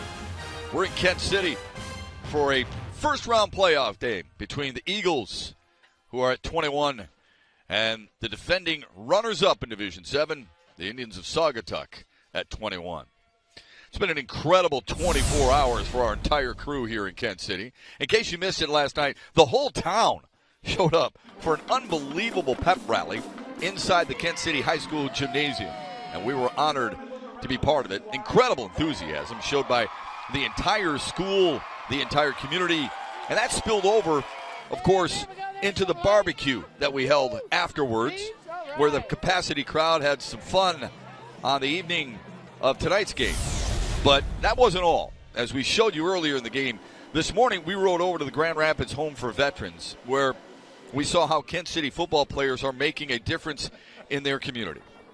All of this coverage is part of our Football Week in Michigan celebration. And for more on that, our Brooke Fletcher had the chance to catch up with Fox Sports Detroit Senior Vice President and General Manager Greg Hamrick. Greg, Football Week in Michigan is an exciting event that you put on for high schools and towns all across Michigan. How did this come about? Well, we pitched the idea back in June or whatever to the MHSAA Executive Director Mark Ewell, who immediately saw the beautiful vision that we had for this and said, let's do it. So then we started researching what schools, once the season started, what schools were going to be likely to be in the playoffs, which were small towns. That was very important to us. Good teams good communities. And the community part is one of the more important aspects of what we're looking for. You can see today we're at a veterans home with the entire Kent City football team having a great time with these veterans. And what we're doing is trying to expose not just the beauty of small town high school football, but the beauty of Michigan's small towns. What goes into preparing for an event like this? Oh, it's a good question. It's a lot of people. You should see outside we've got a big tour bus that brings all the entire crew with us. We've got the big production truck and all the cameras everywhere. It's a massive operation, quite honestly. And then we're technically we're sending all these signals to various places around the world to mix the show and send it out to everybody else back here in Michigan. But it's a labor of love for everybody, but it's a huge undertaking. So we're here at the Veterans Home, but what else can we look forward to today? Well, I think a terrific game tonight between Kent City and Saugatuck, and I do believe Kent City's coach was trash talking a little bit last night during the pep rally. So I think we're going to have a very spirited game. I can't wait. It's going to be fun. I'm sure there's going to be a little more trash talking tonight and a lot to look forward to. Thank you so much. All righty, thank you, Brooke. So glad we're part of this again. Football week in Michigan last year was a fantastic effort. We hope you enjoyed our Football Week in Michigan preview show that we'll have again this year. And then, of course, the annual Thanksgiving Day game. Nothing better in the NFL than that Thanksgiving Day game where the Lions this year will host Mitchell Trubisky and the Bears. And then, of course, the very first day of the finals, it's divisions 8, 2, 6, and 4 on that Friday. It begins at 10 a.m. And noon at Fox on Fox Sports Detroit. And then Michigan and Ohio State at noon, on Fox. That's the best rivalry in college football. Rutgers will play at MSU. And then we've got the finals for Division 7, 1, 5, and 3 that, again, begin at 10 a.m. with Division 7, which both these two teams are battling for. And then a very special presentation this year. It's the Legacy Senior All-Star Game that'll take place on the Sunday after championship weekend. We can't wait to bring you that. Get you educated with some of the better players throughout the state of Michigan that you may not have heard of, going to some of the schools that are looking for this football-rich talent. What a Friday night so far. It's been a heck of a first half. We'll look at the numbers and the highlights right around the corner here on Fox Sports Detroit Plus.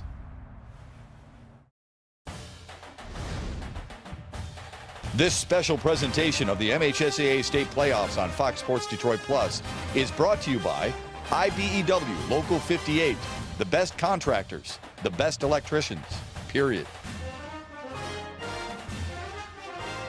2 days of celebration so far here in Kent City. And so far on this Friday night, this first-round playoff matchup between two 8-1 teams has not disappointed. We'll show you why and give you the reasons for a 21-all tie when we come back after this.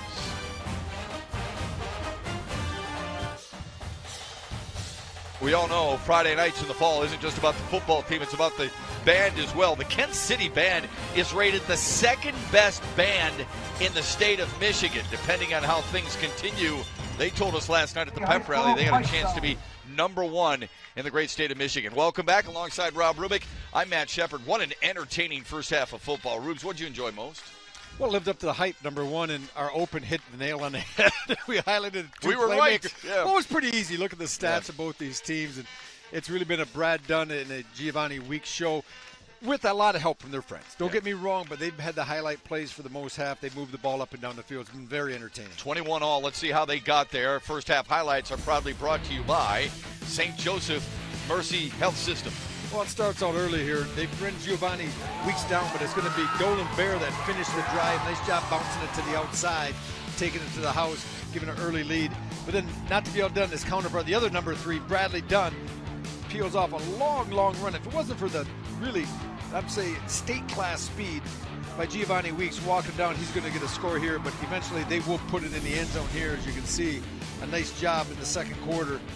And then we come out once again, it's just a little short toss of Giovanni Weeks, and he just does the rest on his own. Breaking arm tackles, spinning, whirling dervish, looks like the Tasmanian devil going down the field, and then he just, once he gets free, Shep, it's over. You're not going to catch him from behind, and then Stanberry, he answers the bell a little bit there with a nice little 8-yard run off the right edge, showing a little bit of power and the ability to finish the run with a touchdown. Yeah, Dunn's been really exciting. Weeks has got over 200 yards rushing in the first half, a couple of touchdowns. What type of adjustments do you expect from both these teams in the second half? I don't know. I mean, this is what they game plan all week for. They're not seeing anything that they think they would see. Come in and they watch film. This is what they do. Each team runs about 4 or 5 plays. They just got to be a little bit more disciplined. Don't chase ghosts. When you run against a wing T offense like this or a full house T, you have to be disciplined. Inside guys, tackle the trap. Off tackle, tackle the ISO, and ends come up, linebacker scrape, take the pitch, or take the quarterback keep. You just got to be more disciplined, that's all. We heard from Saugatuck head coach Bill Dunn before we went to break at the half. When we come back, we'll hear from Bill Crane, get his thoughts on how his Kent City team handled the first half and what adjustments they need to make. The lights are bright on a Friday night here in Kent City, not just because it's the playoffs, but because Fox Sports Detroit Plus is here. We hope you're enjoying the broadcast as much as we're enjoying bringing it to you. The third and fourth quarters are coming up. First half stats have seen Kent City control the football more and do more with it, obviously, but Saugatuck has made the most of their opportunities as well. You see the total yards very close, and almost all of those yards exclusively on the ground, tied at 21. Kent City and Saugatuck. We're going to hear from Kent City head coach Bill Crane, and we'll see the third quarter upcoming on a Friday night just outside Grand Rapids on Fox Sports Detroit Plus.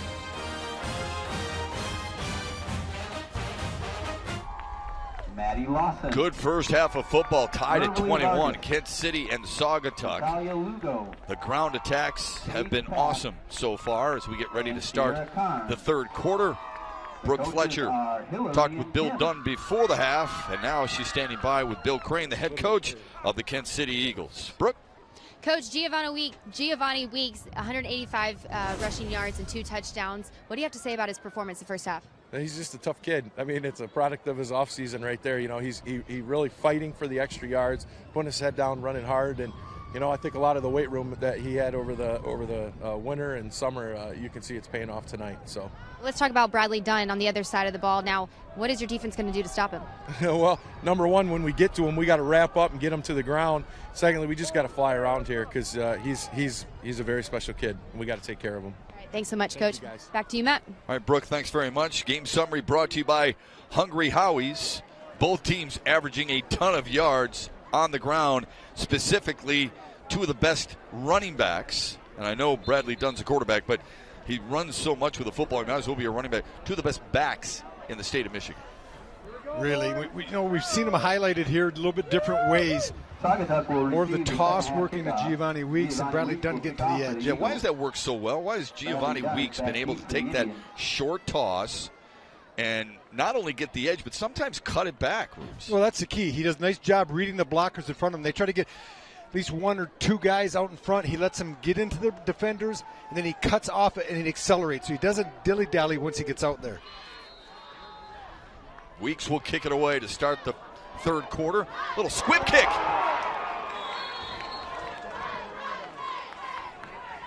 And Saugatuck looks like they were able to jump all over it. Samuel Beckman falls on the kickoff for the Indians. Well, they try to catch him off guard a little bit. They tried to kick it deep this time. Just a little onside kick, and it gets bobbled for a second by Cooper Myers. As you said, Shep, good job by Samuel Beckman being alert, following the ball and jumping on it. Coach Bill Dunn says Beckman, one of his best leaders, embraces that role. On the ground, good strong first down run by Nick Stanberry, the sophomore. Nick Stanberry, the ball carrier for the Indians. We've seen maybe a little bit more runs than we thought we would from the other backs.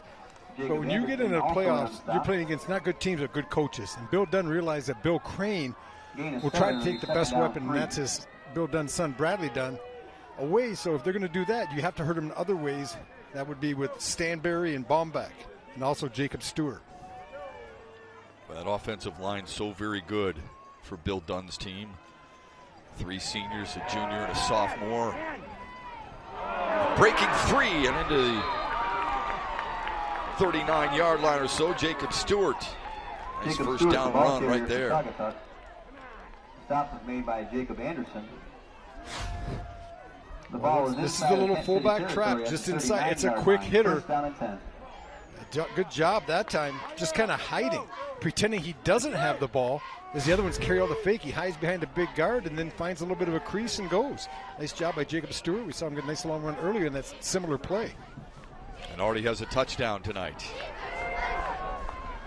Bradley Dunn followed it right through the hole and gets inside the 30. Bradley Dunn, the ball carrier for Saugatuck. This is really the first time I've seen him run midline. What midline is, Shep, that play they just ran to Stewart, they gave it to the fullback inside. This time he's going to pull it, the quarterback, and then he just goes right behind him and follows him through the hole. Tony Anise, the outstanding coach at Ferris State, made that popular at Muskegon and Montrose and Jenison, all the different places he had success. And Coach Bill Dunn knows something good. You don't have to reinvent the wheel.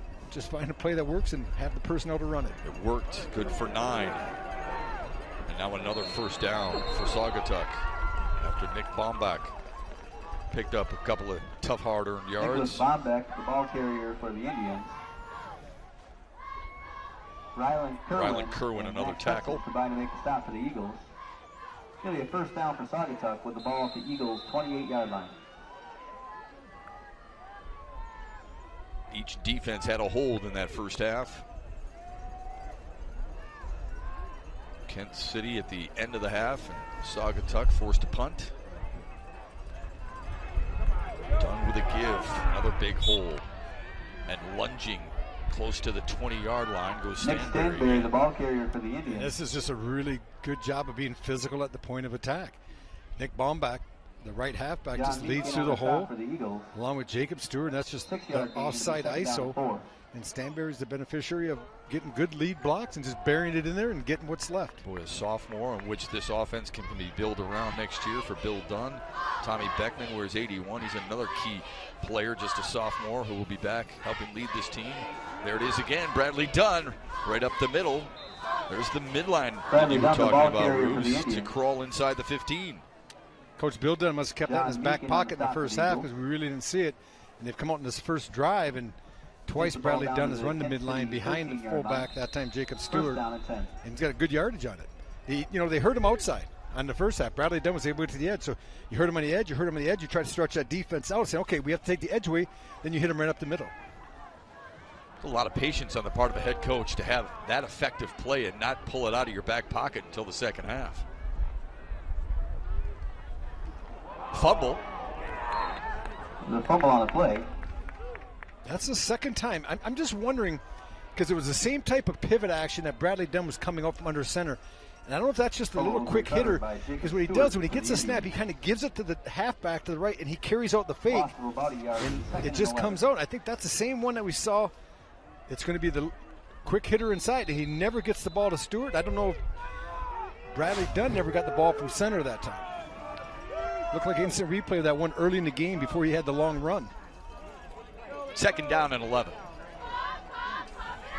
Dunn still has it. Not much happening. Good tackle there by John Meek. And Evan Jones. Evan Jones and John Meek. I was wondering if this was a broken play. And you see Bradley Dunn talking to Jacob Stewart a little bit because he's going to pull out. And really nothing there. It might have just been a little weak set. All the motion of the backs go to the left. He just takes it and goes to the right. It was a call play because the guard pulled. And when he pulls play side like that, that's not a broken play.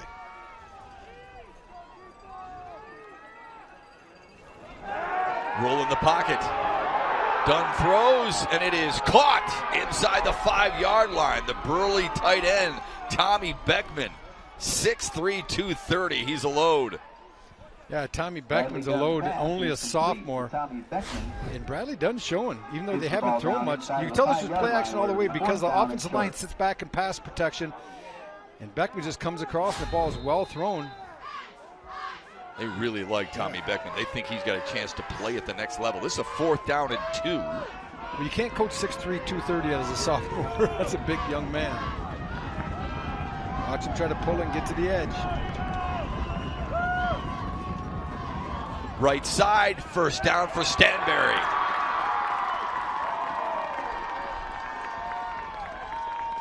Nick Stanberry, the ball. Not getting greedy. Just run that ISO. We've seen it a few times in this drive. Follow the other halfbacks through the hole.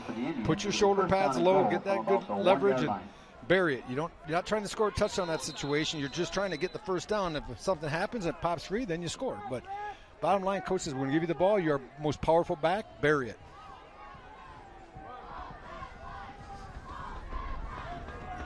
6 touchdowns on the night, all on the ground.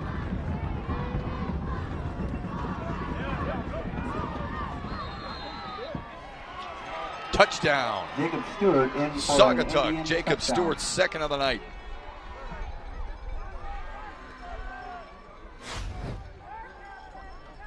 Well, this is going to be the fullback in the middle of the running backs. A nice job leading by Nick Stanbury, kind of pinning the defensive end and allowing Stewart to bounce it to the outside and find the opening to take it into the end zone.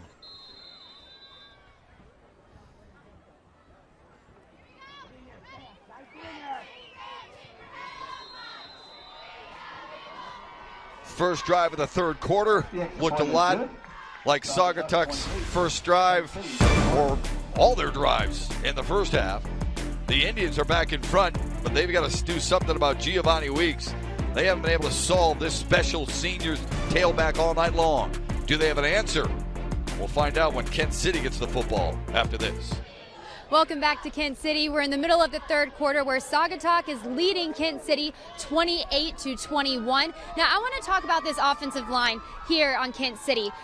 These 5 guys, they're all seniors, and they've been playing with each other since they were about 3rd or 4th grade. So they have the chemistry, and they know how to push each other. They know each other's limits, and they know what to do in order to open those holes for Gio Weeks. And that's the reason why he's been so successful this season, guys, and especially tonight. Now, I talked to Coach Crane earlier today, and he was we were talking about his speed, and I was like, and he was telling me, hey, we got to get Gio Weeks. As long as we get Gio Weeks past this line of scrimmage, we automatically just put our hands in the air because we know it's going to be a touchdown. And guys, that's kind of been the case tonight. What do you think? Yeah, absolutely. I mean, that's been the game plan, and that's the way it's worked. And Coach Bill Crane loves that offensive line that is so unselfish, led by Brandon Gears, who last year was the starting tight end. And then when they went to him at number 55, right over that left shoulder of Bill Crane, when they went to him and said, hey, what about playing some offensive line? We really need you. We could use you up front. He said, sure, no problem. I mean, had no issue making that transition whatsoever. Well, you see Brendan has good size at 6'3", 220. As you said, they converted him, knocked him down inside, but he's been very helpful. And as Brooke was saying, when you have 5 senior offensive linemen, that's such an advantage. They've gone through so much together. They know each other. They can work together. And that offensive line unit, Shep, as you know, covering all the levels you have, it's the most important thing on offense. Yeah, and they trust one another. That's really big, too. A little ground ball. Nice move by the quarterback, Meek, all the way into Saugatuck territory. John Meek making a play to get his offense in really good prime real estate. And once again, decisive decision-making on the kick return. John Meek is going to do just what Max Hudson. He gets it, he goes straight up the field. You have to remember, 7 of the defenders are off to your right. They're trying to get down the field. They're not there yet, so you're really only going to try to split 3 or 4 guys. He does it with speed. And right now, the strategy of squib kicking has kind of backfired the last couple times on Saugatuck. Really nice run for John Meek to start this drive at the 48 of Saugatuck. Dolan Bear, the ball carrier. Dolan Bear, the ball carrier for the Eagles. I really think they're going to continue running that off-tackle play. We just saw John Meek run the ball. He has pretty good legs, pretty good wheels. I think they need to pull that. Maybe it's not a play they have in the repertoire. It's not a read play. I understand that, but it can be a play you can tell your quarterback, hey, we run the ISO. This time, pull it. Get around the edge, see what's there. Well, you saw the wrinkle that Saugatuck came out with here to start the third quarter on their first drive. Let's see if Kent City throws a wrinkle in. Meek will give it to Weeks. Past the 45 to about the 44. Brings up a third down. The ball carrier for the Eagles. Well, what Saugatuck's going to try to do is they have to take on those trapping guards. That time, once again, it was Riley and Kerwin, number 67, who's pulling. So your defensive tackles, when the guy in front of you blocks down, you know that trap's coming. So you got to step into it, you got to take it on and not give up ground, not allow a crease to open up between the down defensive lineman and where you're getting kicked out. And that time they did a much better job of clogging up the hole. A little different look, the formation. Same result, though, with Weeks inside the 40 and a first down.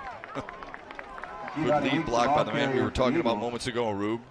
It might be just a hair short. Yeah, might be just a hair short. This is going to be the sneak, I think. Let's see if there's any adjustment now. They've had success on 4th and short, under a yard or yard, of just running John Meek, the quarterback, on the sneak.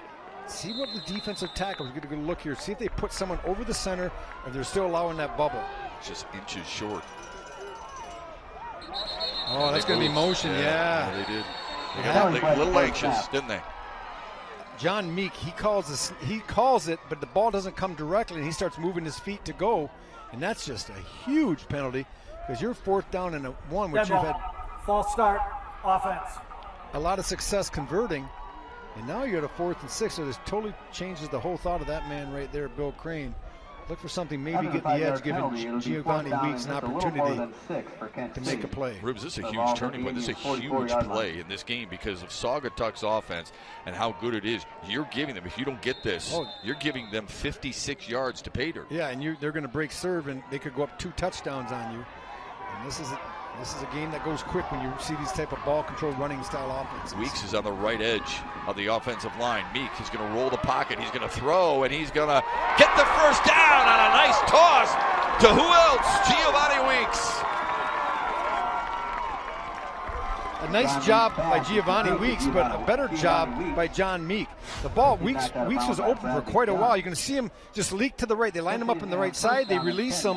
He's just going to run a little sail route. A good job just getting enough of the defender that time by Evan Jones, allowing his quarterback to find Giovanni Weeks, who just sat down beyond the sticks. That's not an easy throw. Over the head of Jacob Stewart and in front of Bradley Dunn. Good first down toss. And now a loss on that first down run to Giovanni Weeks. Well, if you want to stop a team from running off tackle and running wide, if you can get interior penetration between the guards, you can break a play down because you can get it before it gets going, and that's what Saugatuck did that time. Good penetration inside, getting the legs of Weeks before he could bounce it to the outside. Nice play by Nicholas Cadro, the senior outside linebacker. It's one of the first TFLs, Shep. We lost about a yard and a half. Up the gut, Evan Jones. The ball carrier Just inside the Saugatuck 30.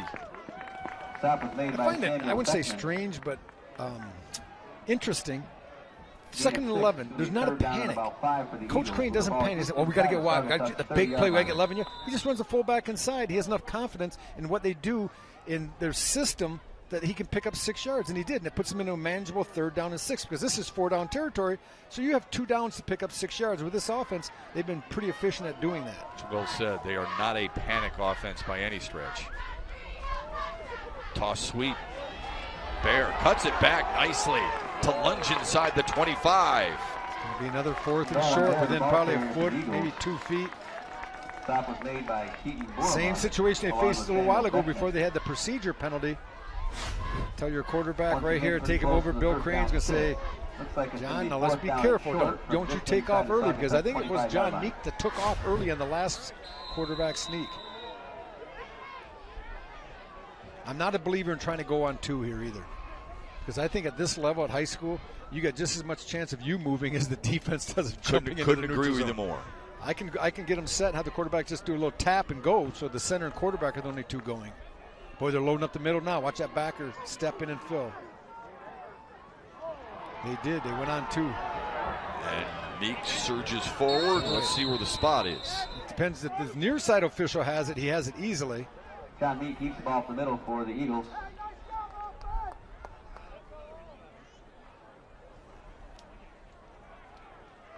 I think he's got it, but we don't have the best vantage point here. They're going to measure. Looks like he's got it by about 1.5 feet. Nice job. Good job defensively by Saugatuck. They moved, Shep. What they do is some teams they'll line back about 3 feet. So if you do get that first nudge, you're only moving about 1 foot to 2 feet. You still don't enter the neutral zone. And a nice job of the officials not just throwing the flag, seeing the movement and say, oh, offside defense. They're actually looking at the line. He's going to have it by at least the length of the ball, I feel. You are so good.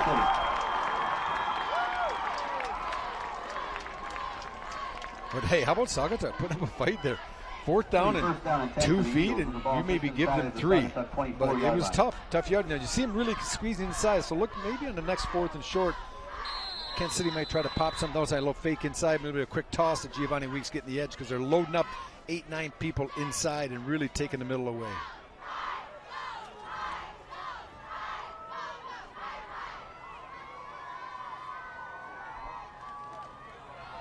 Giovanni Weeks breaking through, touchdown!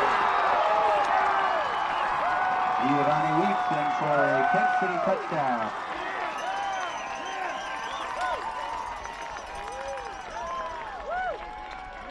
Well, Keaton Borman is going to watch this highlight film. It's going to be a low light. Number 11 is going to come up and have a shot at 44, and he just gives him a little bit of a shake. And with that type of speed, there's so little room for error as a defender comes up. Remember, Shep, I said early on, you got to be careful. You go low and you may miss, and that's exactly what happened there. He went down, put his face down a little bit, and before you know it's a touchdown. Both teams kind of pick up right where they left off, including that young man, Giovanni Weeks. You can tell why so many schools are interested in having him run the football for them at the next level.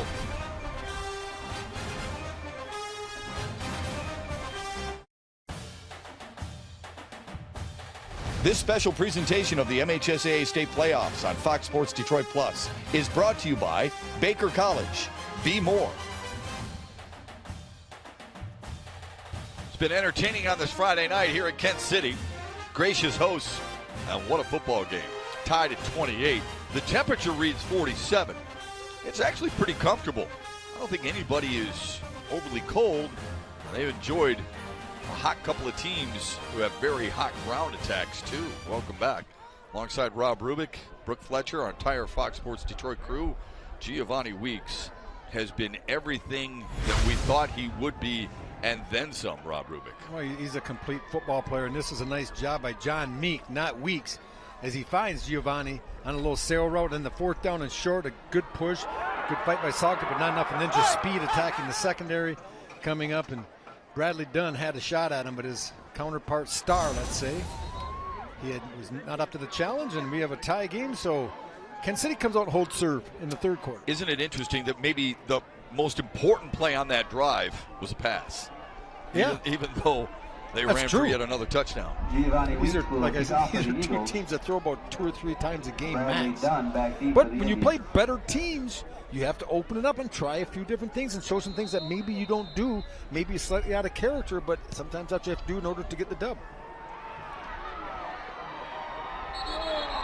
Good surge after fielding what looks to be more like an onside kick, but they just want to get it to that second level. Cooper Myers on the return. Senior tight end and defensive end.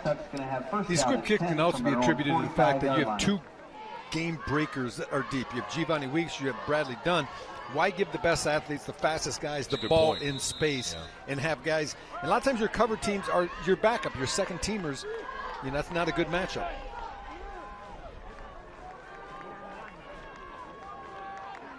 Just the third possession combined in this third quarter. Splitting the defense. Jacob Stewart into the opening and clear, sailing the rest of the way.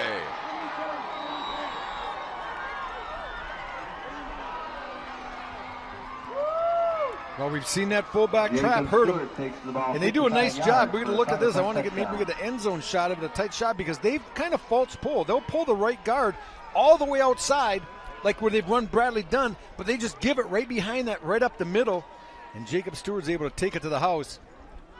We're going to look at this extra point, Shep, and then we'll talk about this, the touchdown run, and see what they're doing, how they're influencing that defense to open up that middle.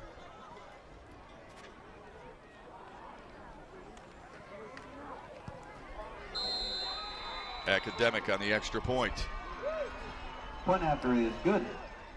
We're going to look at the replay here. And Samuel Beckman, see the guard pulling all the way wide?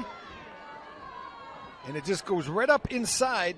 A good job following. Actually, he did follow Samuel Beckman, so that one wasn't really a quick trap over the middle. When you have a different front, if you have an odd front versus an even front, I don't get too technical, the trap's going to take place a little wider. And this time the trap does take place wider, and Stewart does not. He kind of runs parallel to the line. He sees a kick out, and then he turns it north and south, and the defense gets kind of strung out, seeing his initial path, and he's able to cut back against it. And quick strike offense and full house T usually don't go hand in hand, but we're seeing it here today. That's Stewart's third touchdown of the night.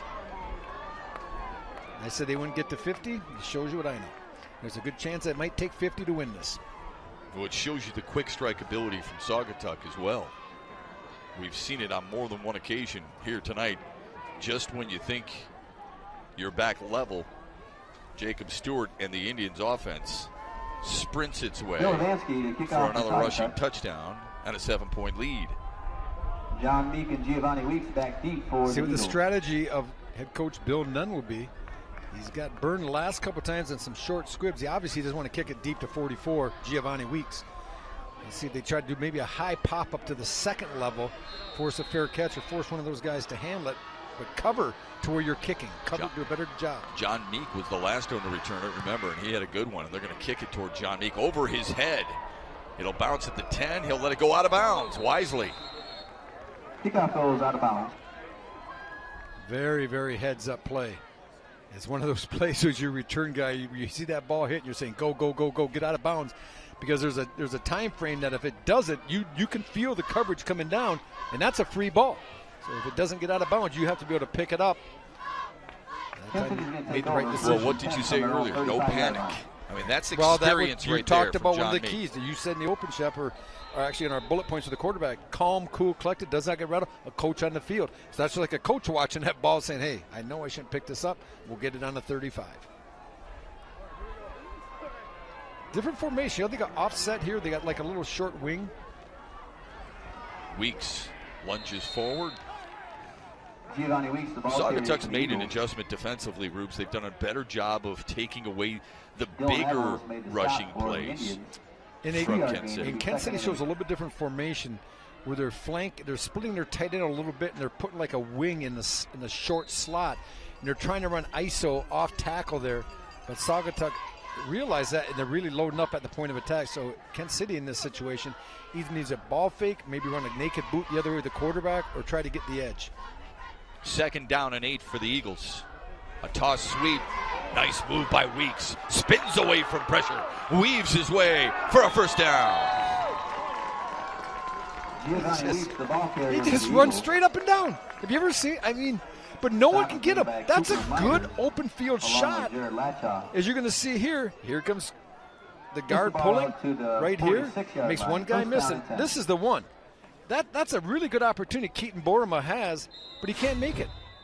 Just strong through the hips. Well, even lunged 2 more yards after 3 Saugatuck Indians had him. Well, we saw the 25 kids or so they had today, and we had the opportunity to travel with him, and I could pick him out right away. You could just look at him. He had the neck. He just had that look. Bear cuts it back. Good run for another chance to move the chains. They barely got a hand on him that time. Nice job by Dolan Bear getting up through the hole. When you got someone like Giovanni Weeks, it really opens things up for other people, because obviously the linebackers in that situation are keying on him. You got Sam Beckman and Connor Seifert, along with Nicholas Cadrine. They're doing a good job filling up here in the second half, but if you key too much on one guy, don't start chasing ghosts. We've really seen more on both sides, Shep. Don't you think that we've seen more of the supporting cast? No question about it. It's been a dynamite game. 7-point difference between 2 awesome offenses. A chance to catch our breath for just a moment with these 2 teams. Whoever has the football last looks like they're going to win it. The final quarter upcoming. Fox Sports Detroit Plus after this.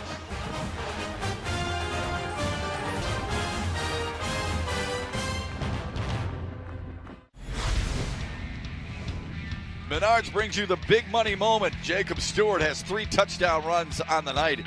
This one coming on the 2nd drive of the 3rd quarter for Saugatuck, and it has pushed the Indians back in front 35-28.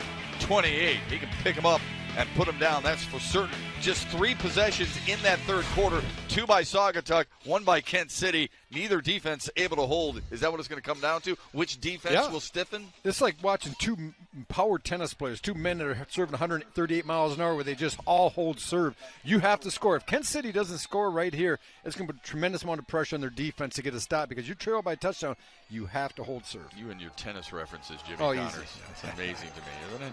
That's a bad call.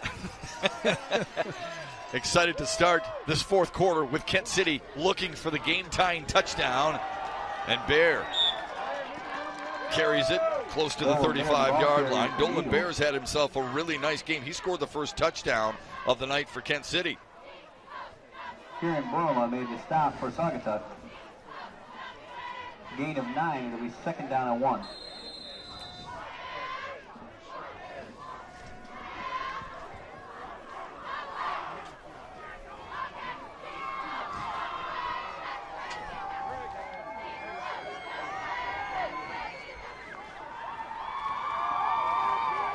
Giovanni Weeks, still positive yards, even though Samuel Beckman met him right at the hole.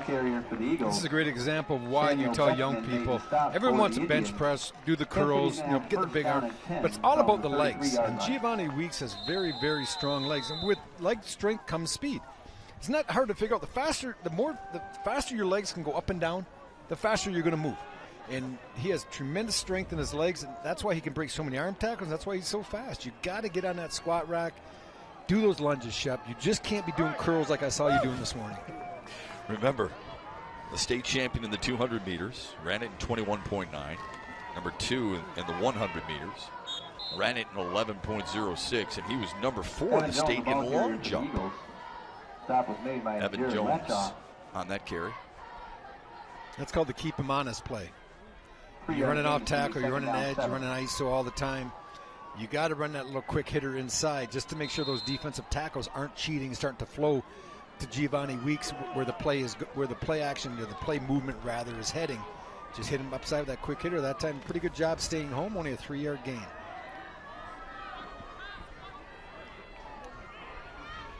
Second and 7. Giovanni Weeks broke another tackle. Bounces to the outside. Carries Bradley Dunn for a first down. Giovanni Weeks was the ball carrier for the Eagles. Knocked out of bounds by Bradley Dunn. We're going to look at this, and I'm going to show you what good running backs can do. They can kind of tier it. I mean, tier it. He'll take it wide, slows down, comes up, bounces it back outside. He stair steps it. Now he squares you up again, gives you the dead leg, and now he accelerates to the outside. If Bradley Dunn's not the athlete he is, he's probably going to get the corner.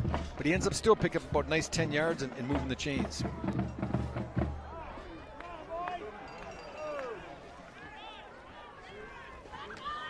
This time they tried on the right side with Bear. Sneaks inside the 20. Dolan Bear, the ball carrier for Kent City, brought down by Samuel Beckman, along with Noel Eiley. Gain of 4 is going to be 2nd down 6.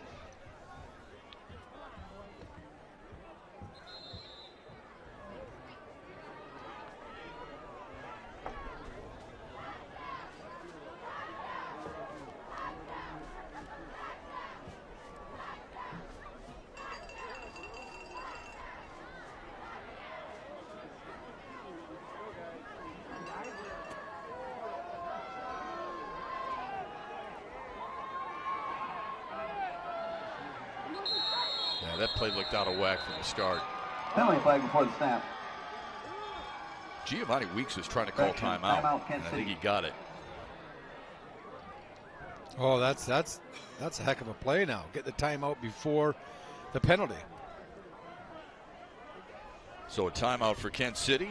This is just the start of our exciting football week in Michigan coverage on Fox Sports Detroit and Fox Sports Detroit Plus. Rob Rubik and I will be hosting the Football Week in Michigan preview show. That'll air on the 20th of November. That's what kicks everything off, That's right? what Football. kicks it all off. This is just a tease here. Well, We're just gonna give you a little bit of a taste. I think this really kicks it off, but we can dive into that preview show and tell you what's coming up, including the Chicago Bears and the Detroit Lions. That's the Thanksgiving Day game. Rubes, you played a number of those in your NFL career, and then you got 8-2, 6-4 on Friday. You've got 7-1, 5-3 on Saturday, but along on that Saturday, you see the best rivalry in college football, Michigan at Ohio State. Michigan State will host Rutgers. And you and I are really excited for that Sunday, November 25th kickoff. It's the Legacy Senior All-Star Game. Folks, that is going to be an absolute blast. Those are some of the best high school players in the state. Now, just because they're not being recruited by Michigan or Michigan State, that's more that they don't fit the box. Maybe they're not 6'6" or 6'7", or they don't run a 4.5. But it doesn't mean they're not just as good, if not better, high school players. A lot of kids get recruited on potential, on a body frame. These kids are Division II, some MAC kids. These are really good high school football players, and they obviously won't be playing over Thanksgiving, or they wouldn't be in the game, but I'm really looking forward to it. Me too. That Legacy game, you're going to see some really good players, folks. There's a fumble, and Saugatuck has recovered it. First turnover of the night. And recovered by Saugatuck. And who else? Jacob Stewart. What a game that young man has had. Oh, that you can just tell in a game like this how everyone senses what a huge play that is. Turnovers are always, no one wants them. That comes, does he get the ball in there? That's a pretty good job by John Meek putting the ball in there, but I don't know if that was a read, and Giovanni Weeks thought that John Meek was going to pull the ball, but he never really seemed to close down on it. But you can just tell in a game like this how huge that play is. Now it's up to this Kent City Eagle defense to try to get the stop. First down run all the way up to the 25-yard line. Nick Stanberry has been a standout on this Friday night. Stop was made by John Meek. Like the way the sophomore lowers the head and gets those hard-earned yards. Gain of about 8. Well, it's going to be his backfield next year, that's for sure, because Baumbach, Stewart, Dunn, all seniors will be gone. So next, as you said earlier, I think you said it, Shep, that Stanberry's going to have to really shoulder a lot of the load next season. Yeah, to help him and Tommy Beckman is how this offense will be focused for sure, along with Kieran Baroma, the backup Q. Tough yards up the gut that time. Boy, a lot of flags coming in there. That obvious going to be a face mask. Man, Nicholas Bobbeck, the ball carrier for the Indians. Massive humanity in the middle there, but the way 2 or 3 flags came flying in. Ryland Curran was in on the stop for the Eagles. Personal foul. Face mask on the defense. Bob Covert, our referee tonight, makes the call. That'll be a 15-yard penalty. When we talk about the players and high schools in the playoffs, also the officials, it's kind of a validation that they've done a good job during the year, because they get rated each and every week by both teams that they officiate, and you have to get a certain grade or you don't get the opportunity to ref into the playoffs. And the deeper you get, the higher your rating is during the course of the year. So we're always looking for officials too. You know, John Johnson from the MHSA is always pleading us, hey, get us officials. The officiating crews in the state of Michigan have been aging, and not a lot of young people are getting into it. And it's a great opportunity. If you like football, you like volleyball, whatever your high school sport is, Matt, get out there, get trained, and get close to the action. You know, Bob Covert's crew has done a nice job on this Friday night. Bradley Dunn has put on display why he's one of the best backs in the state of Michigan. Will he and the Saugatuck Indians score yet again? We'll soon find out after this. Welcome back to Kent City, where the Saugatuck Indians are leading Kent City 35-28. Now, speaking of Saugatuck, I want to talk about that tough loss that they had against Pewamo Westphalia last year in the state finals. That was actually their 3rd consecutive loss against Pewamo Westphalia in the state playoffs. Now, I talked to Coach earlier, and he said, listen, we're not going to let it phase us. We are confident going into this season, as they should. They're now 8-1. But, guys, we just got word that Pewamo Westphalia beat Saranac tonight, so the winner of this game is going to be playing them next week in the next round of playoffs. So whichever team wins, they got their work cut out for them. Brooke, what's the old saying? You want to be the best, you got to beat the best, right? So why not? Bradley Dunn, who has some revenge on his mind. A flag on the play as he tugs along the far sideline for a first down. Bradley Dunn carries the ball around the right end for Saugatuck. He's chased out of bounds by Lane Daly. Holding on the offense. Penalty on the play, holding against Saugatuck. Had to be 10 yards from the spot of the foul. It'll be first down and 20 for the Indians. Well, Coach Bill did not happy. 30-yard line. Doesn't get any easier if you're whoever comes out of this game. You take on Palama Westphalia, and we know what they have. I mean, Saranac had a nice season, but they're going to run into a 9-0 defending state championship club. Well, there's the two teams that made it to the finals last year in the same district. Yeah, but they're going to meet in the second round. I know, that's what I'm saying. Possibly. In the district final instead of the state final, so there was some different placement by geography this year. First and 21, up the gut. Good night. Jacob Stewart. Pater.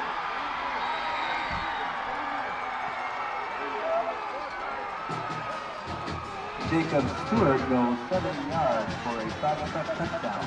Well, when you're defending a full house T, a wing T team, any type where the misdirection, you have to stop the fullback trap. It's the bread and butter of this offense, and it's really been the play that has broken the back of this Kent City Eagles team. It's just the fullback getting up the middle, Jacob Stewart. We talked so much about Bradley Dunn coming in, but I think ultimately when we see the final statistics, number 10 is going to be the leading rusher for the Indians here tonight, and that's going to be rare. I'm not sure he led the team in rushing the entire season in any game. That shows you what a good coach will do, Shep. He won't stay to what he does. He can change his MO a little bit, see what the defense is doing, and make the appropriate play calls to execute and to succeed.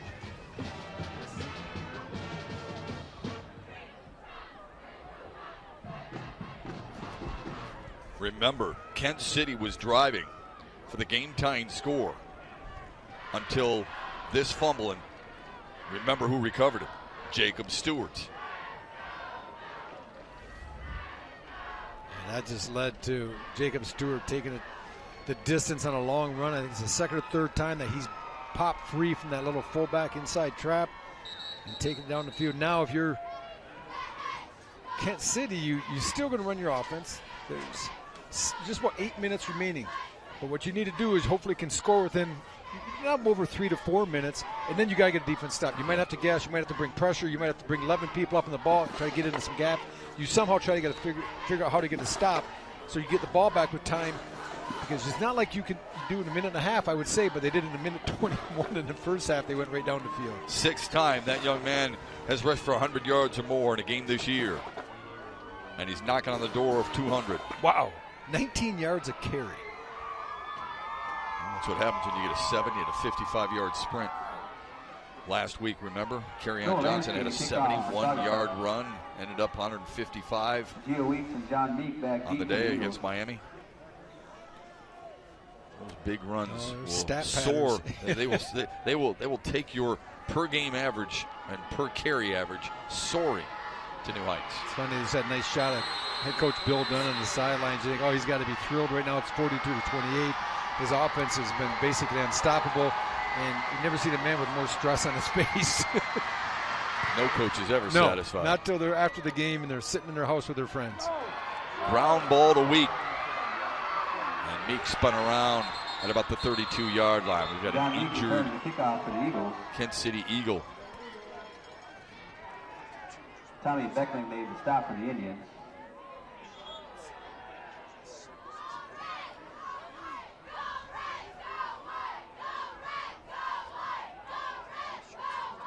Timeout for an injured player.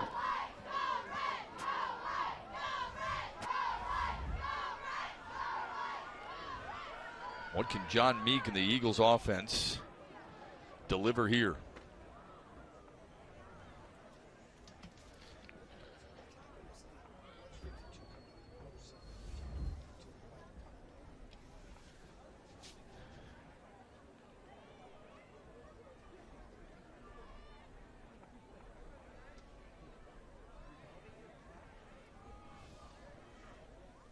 That's Riley Andrews, the injured Kent City player, the senior.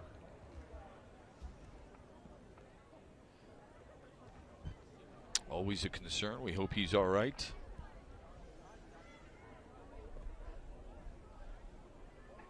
We'll see how he's doing when we come back. The Eagles in a must touchdown drive upcoming. Association. Back at Kent City, where the Saugatuck Indians have a 42-28 lead, and getting up after the kickoff, Riley Andrews, Shep, and I'm going to get a look here. We'll take a look at this replay. Look at number 58, Noah Eiley, on the right side of your screen, just hits 23 and rocks him. I hated that kick return. I remember some years with the Lions, Shep, when we were doing poorly, and they score, and you have to run out, and they score. I'm like, could we stop them once? 35 points, you keep running on the kickoff. You get guys like that, like Noah Eiley, are just salivating, or Corey Schlesinger's running down at 21 miles an hour, and you're waiting for the go call. Go, and they like smoke you. So it's really nice to see Riley Andrews get up, and he walks off on his own volition, and he shows the intensity of Noah Eiley. Good coverage, take on the blocker, shed him, as you said earlier, and try to make a play. Special teams so very important. This drive, very important. Look at this. Too. This formation we haven't seen. We got a wide receiver split Max to the Hudson, left. yeah, at outside the numbers. John Meek with a toss. Weeks, nice move. Look out! Great speed. Splits the knee. No one's catching it. How's that for a response? Levi Weeks, the ball carrier for the Eagles. He stepped out of bounds at the 15-yard line. Kent City's going to have a first down and 10. Bring this back to the 15, Shep. We didn't get a look, but I think Bradley Dunn got just enough of him on the far sideline to knock him out of bounds. And this is the toss. They split the receiver that way. Hudson, he gets a block. And he takes it inside, takes it outside. Bradley Dunn is there. He has the angle on him here, and Bradley Dunn showing he can run. Oh, he really steps out on his own. Right there. He looks like he's already stepped out a couple times, so it's going to be marked back at the 15-yard line. It was hard to tell with that angle. Yeah, that was close. The officials obviously had a much better view than we did. Up the middle. Not much happening there at all for Dolan Bear.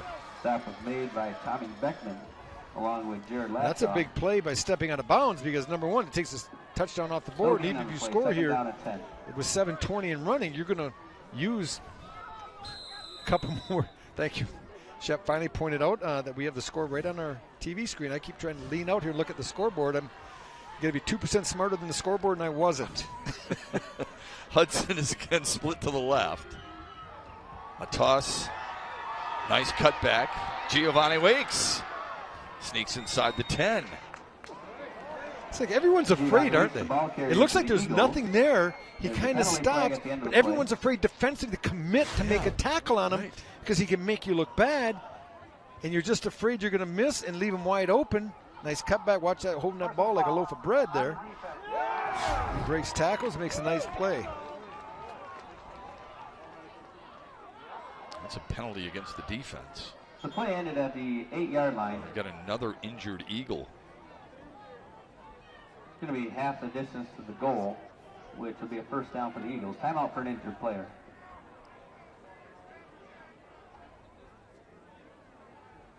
I didn't see this one. I have Nick no idea Coulter. what happened. He was walking off the field and just Bill Crean. Listen, this is key. Nick Coulter's his starting center.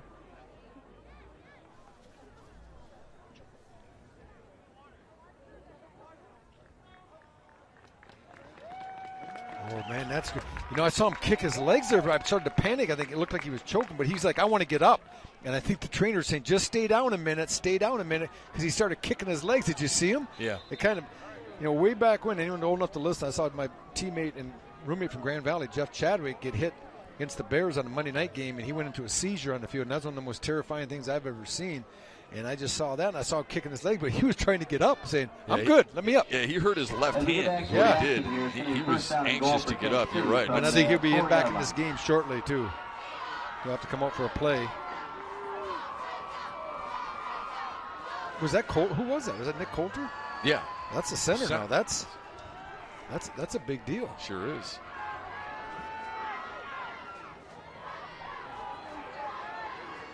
Willie Salcido is the backup center. The exchange is a good one. Giovanni Weeks, good jump cut. Giovanni Weeks, the ball carrier for the Eagles. Stop was made by Cooper Myers. Although Nick Coulter, he's being tended to on the side. Gain of about 1, second down and goal from Might be the a 3. dislocated finger, one of those things that looks really creepy and it's pointing the wrong direction. Should be going north and it's heading west, and that's never a good thing. You've got a couple of those. Oh yeah. It's like look at my crooked witch fingers on I point at you. Weeks. I think they fumbled again on the goal line. They did, and Saugatuck recovered. Wow. Well, I saw the white shirts jumping up and down when Giovanni. It looked like he got to the goal line. But when you usually don't see the defensive team jumping up and down and celebrate when the red team scores. And Kent City runs into the end zone. We're going to look here and see what happens. Giovanni Weeks, he has the ball clean, cuts. Let's see. Oh, nice job coming from the outside in. The number here, there's another look at it, definitely. You know who it is, Yeah, don't you? who else? Jacob Stewart, Jacob MVP Stewart. of the game. Yeah. No doubt. Both sides of the ball. He's recovered a fumble. He caused a fumble. He has 3 long touchdown runs and approaching 200 yards, and number 10 has been the man.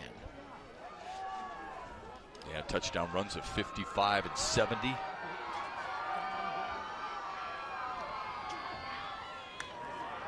Breaking free, look out. Are you kidding me? What a run. See you later, Nick Stanberry.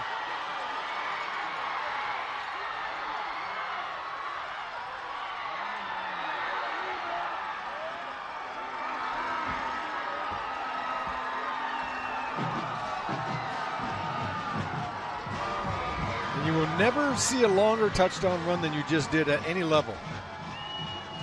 Because that's a 99-yard touchdown run that you don't do with some help from your friends. And Sam Beckman, number 52, does an outstanding job here, Chef. And after the extra point, we'll take a look. Sam Beckman, he gets some help from also Divin Avalos. After this extra point, we're going to show you why plays happen. And running backs may get the glory, but it's up to the big fellas up front to spring them free.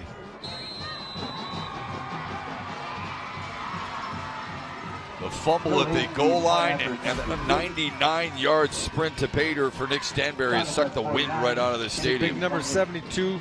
Look at him. Oh, my.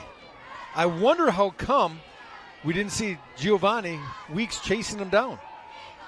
Giovanni Weeks got leveled by Dylan Avalos. I want to take another look at that because this is, you want to play football? It's a man's sport now. And that is how you open up a hole. That's not shielding a blocker. That's not boxing a blocker out. That is removing him from the equation. That is called a pancake block.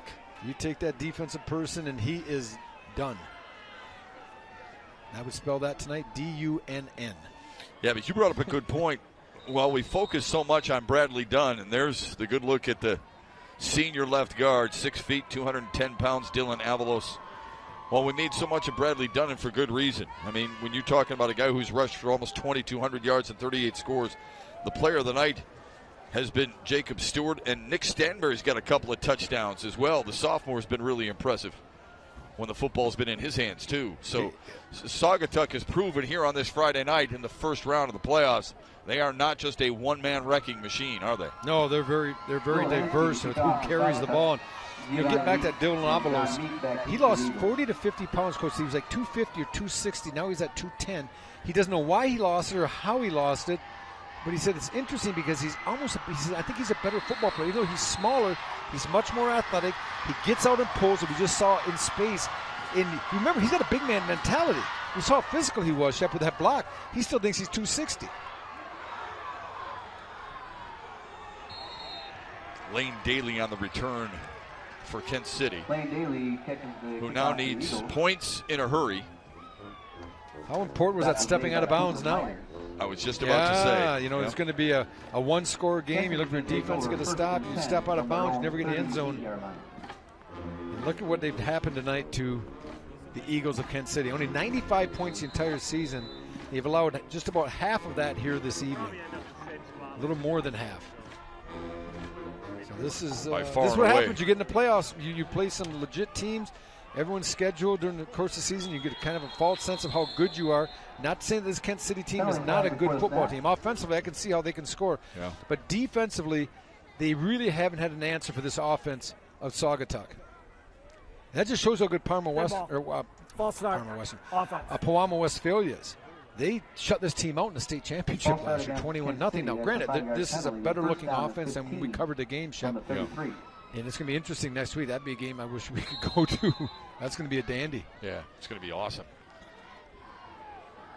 A lot of hype for that one, and for good reason. You talked about Kent City. They played a challenging schedule. They played 5 teams that made the playoffs a year ago.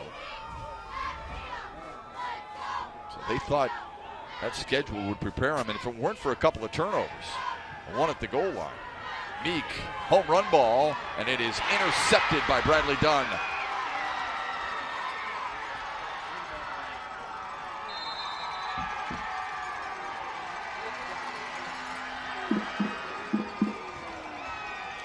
John Meek's pass was This shows you the baseball player in Bradley Dunn. He's also very, very good baseball player. You talk about his brother who plays at Western. He also plays a lot of travel ball and is a sought-after baseball recruit.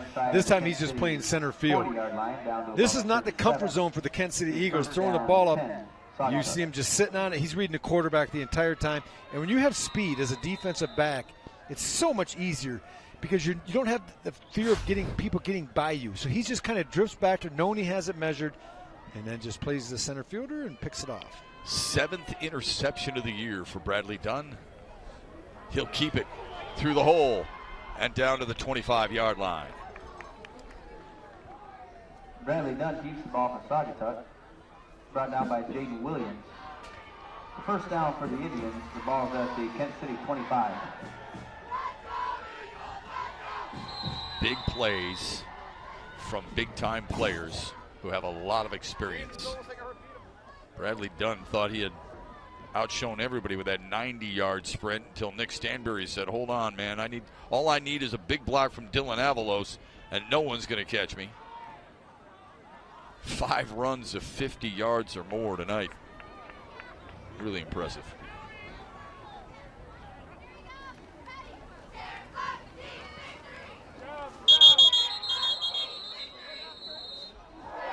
Stewart throwing around.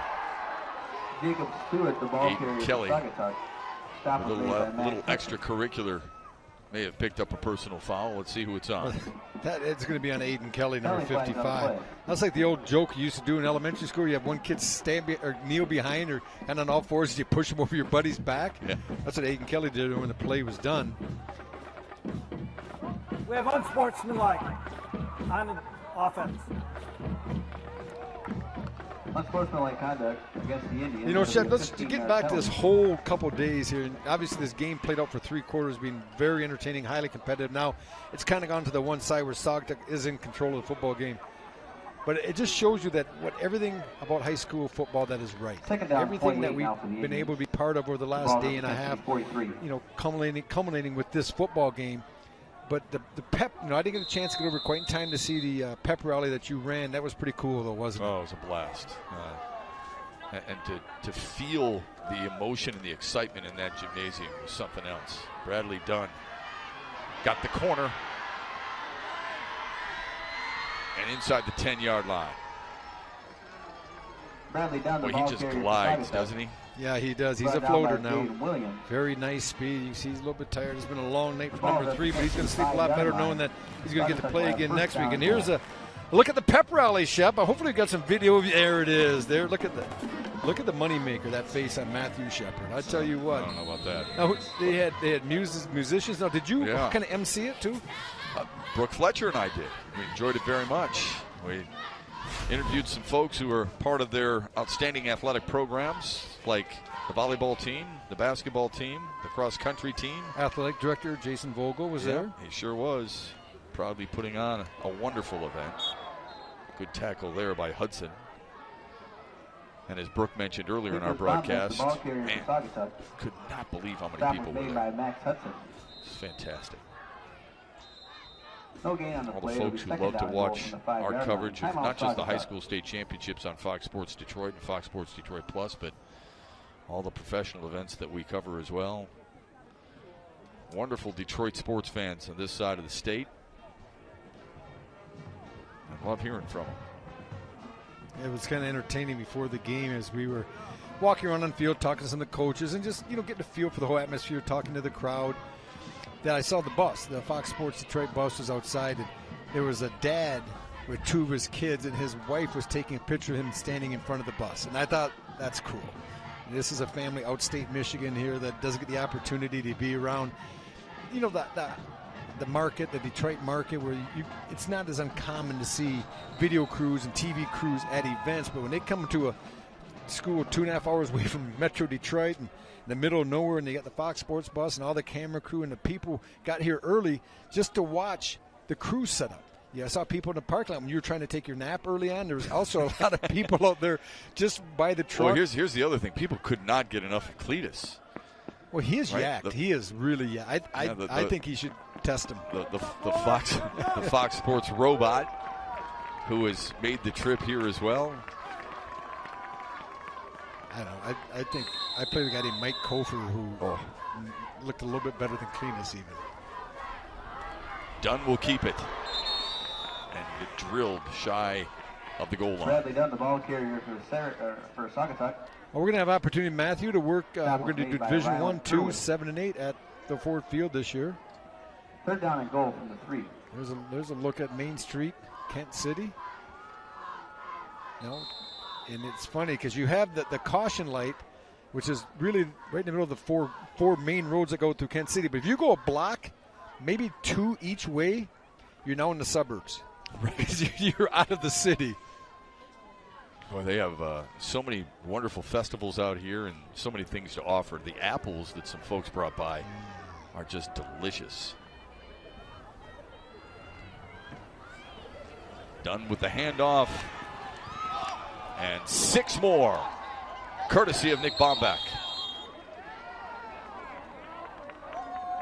Nicholas Bombeck, the ball carrier. There's a fumble on the touchback. No, it's a touchback. You're right. It's a touch. He fumbled it, and Kent City recovered it. And you think Coach Bill Dunn was trying to reward his senior running back who's done a lot of the dirty work. And we're going to look here on the replay as he comes around the edge. He's going to get into the end zone. And that's a great call. I tell you what, these officials tonight, that is an unbelievable call. It's punched out by Max Hudson on about the 1 foot line. So that's officials being in the right position, not being afraid to make the right call. There's no instant replay. No. That's a heck of a job by the official. It wouldn't stand, it would be confirmed. Correct. That is a wonderful job. That's a couple, that's what, the second or third fumble deep in the red zone that they were 100% correct on. There's a look at Bob Covert again. Yeah, we've had 4 turnovers on the night, 3 by Kent City. Noah Bear, the ball carrier for the Eagles. And they had the second one really costly right at the goal line. This is the first of the 2. Just a poor exchange between John Meek and Giovanni Weeks. And then Giovanni Weeks, we thought he was in the end zone, and it was punched loose. And then a play later, it was 99 yards to pay dirt for Jacob Stewart. John Meek still has it.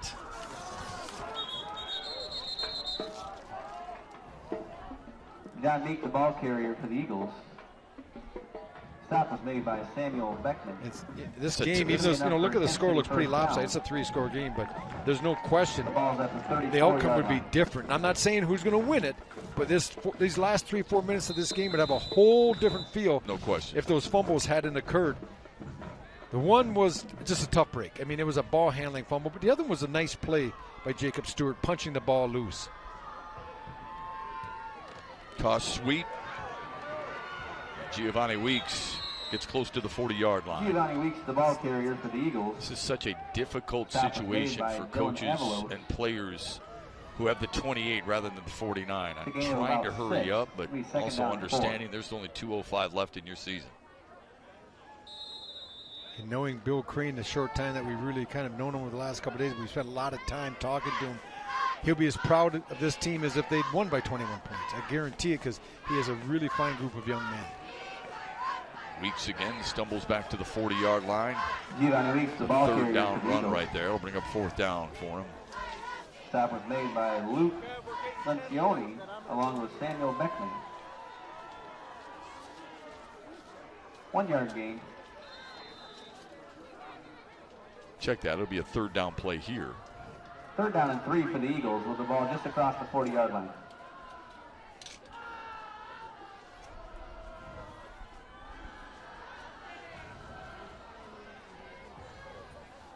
Nice to see Nick Coulter, the center, back in there for Kent City. Hard run up the middle for Dolan Bear. That's a really good example right there of a guy who is blocking downfield, and it's not easy to be one of those guys blocking because somebody runs right up your leg. Max Hudson was hit from behind, buckled over, got back up, but you get your back to the play. That's a difficult thing to deal with. Evan Jones up the gut for a nice run as we approach 50 seconds. Well, Bill Dunn's got to be pleased. As we said, he's going to come away with the victory. He's pretty, except for the fumble there at the end by Baumbach. It's pretty much I'm going to say a perfect game, but as far as an error-free game for him, very few penalties. Yeah, really, the only time he was stopped was at that end of the first half. Right? Yeah, absolutely. And that was just because of their midfield. They didn't have time to put drive together with 20 seconds. Do they have a punter? And if they do, we do not know his name because it was a team that he punted twice this year. I think we were doing the notes. I think he punted 2 times all year. Yeah. I think it's Bradley Dunn, but he's only punted twice. Final snap of the season for Kent City. Giovanni Weeks rightfully gets the call and rightfully a first down run. Weeks, the ball carrier for the Eagles. Stop was made by Dylan. Stop it with 2.8 seconds.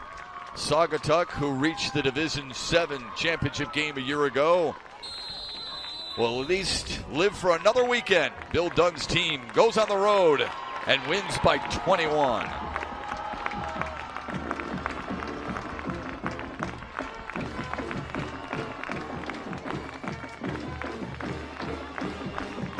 Better game than I thought we would see, Matt.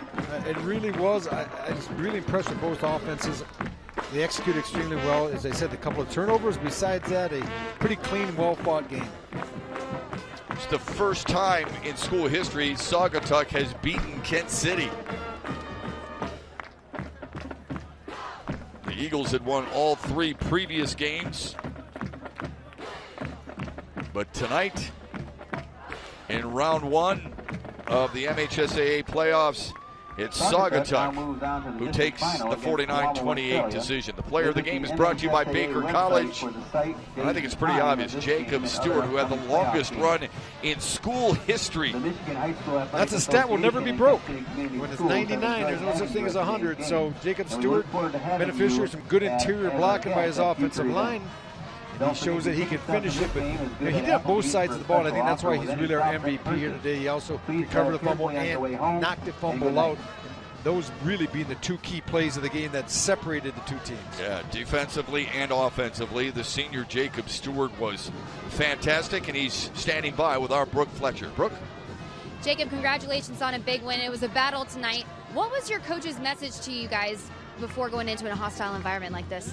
He said this is going to be one of the better games that we're going to play. They're just as strong, they're just as powerful, they're just as scrappy as us. T teams are probably one of the strongest teams that you can have, and we knew we were coming into a hard one. Well, you had a strong performance tonight. You rushed for over 200 yards and 3 touchdowns. Who do you owe that to? I owe that to my line. They're out here grinding, and I'm just trying to do my best for them. All right, so next week we got a rematch. Pewamo Westphalia won tonight. What are your thoughts on that? We're going into a tough one. We haven't had a good game against them since day one, but I have a good feeling about this one. Well, congratulations on this big win. Thank you. Back to you, Matt. All right, thanks very much, Brooke. Yes, I was wrong. Nick Stanberry had the 99-yard touchdown run, but Jacob Stewart had 3 touchdown runs, made some big plays on defense, and Rob Rubik, they were really impressive in their ability to run the football tonight. Stewart with 70, 55, and 54 yards out, and they showed why they were 8-1 coming in, and they showed why they were able to reach the championship game a year ago. Yeah, and they show why when you try to defend this type of offense, you better take that fullback away.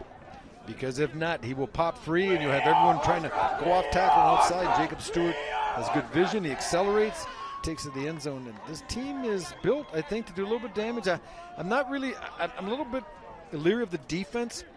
And I'm not sure if their defense is as good or if this is a pretty good offense that they faced in Kent City, was able to move the ball. And Also, Giovanni Weeks, probably one of the best running backs, not only in Division VII, but through any class in the state, I would have to say. Yeah, I would agree with that. And the emotion of the team that unfortunately has to go home and not suit up again, it's a difficult thing, but the elation of the team that is moving on. That Saugatuck team averaged just a shade over 50 points per game. Tonight, they put up 49 on the road at Kent City, and they advance to round 2. They win at 49-28. For Rob Rubik, Brooke Fletcher, and our entire Fox Sports Detroit crew, my name is Matt Shepard saying so long. Thanks for joining us on this momentous occasion, our first ever first-round playoff broadcast here at Kent City.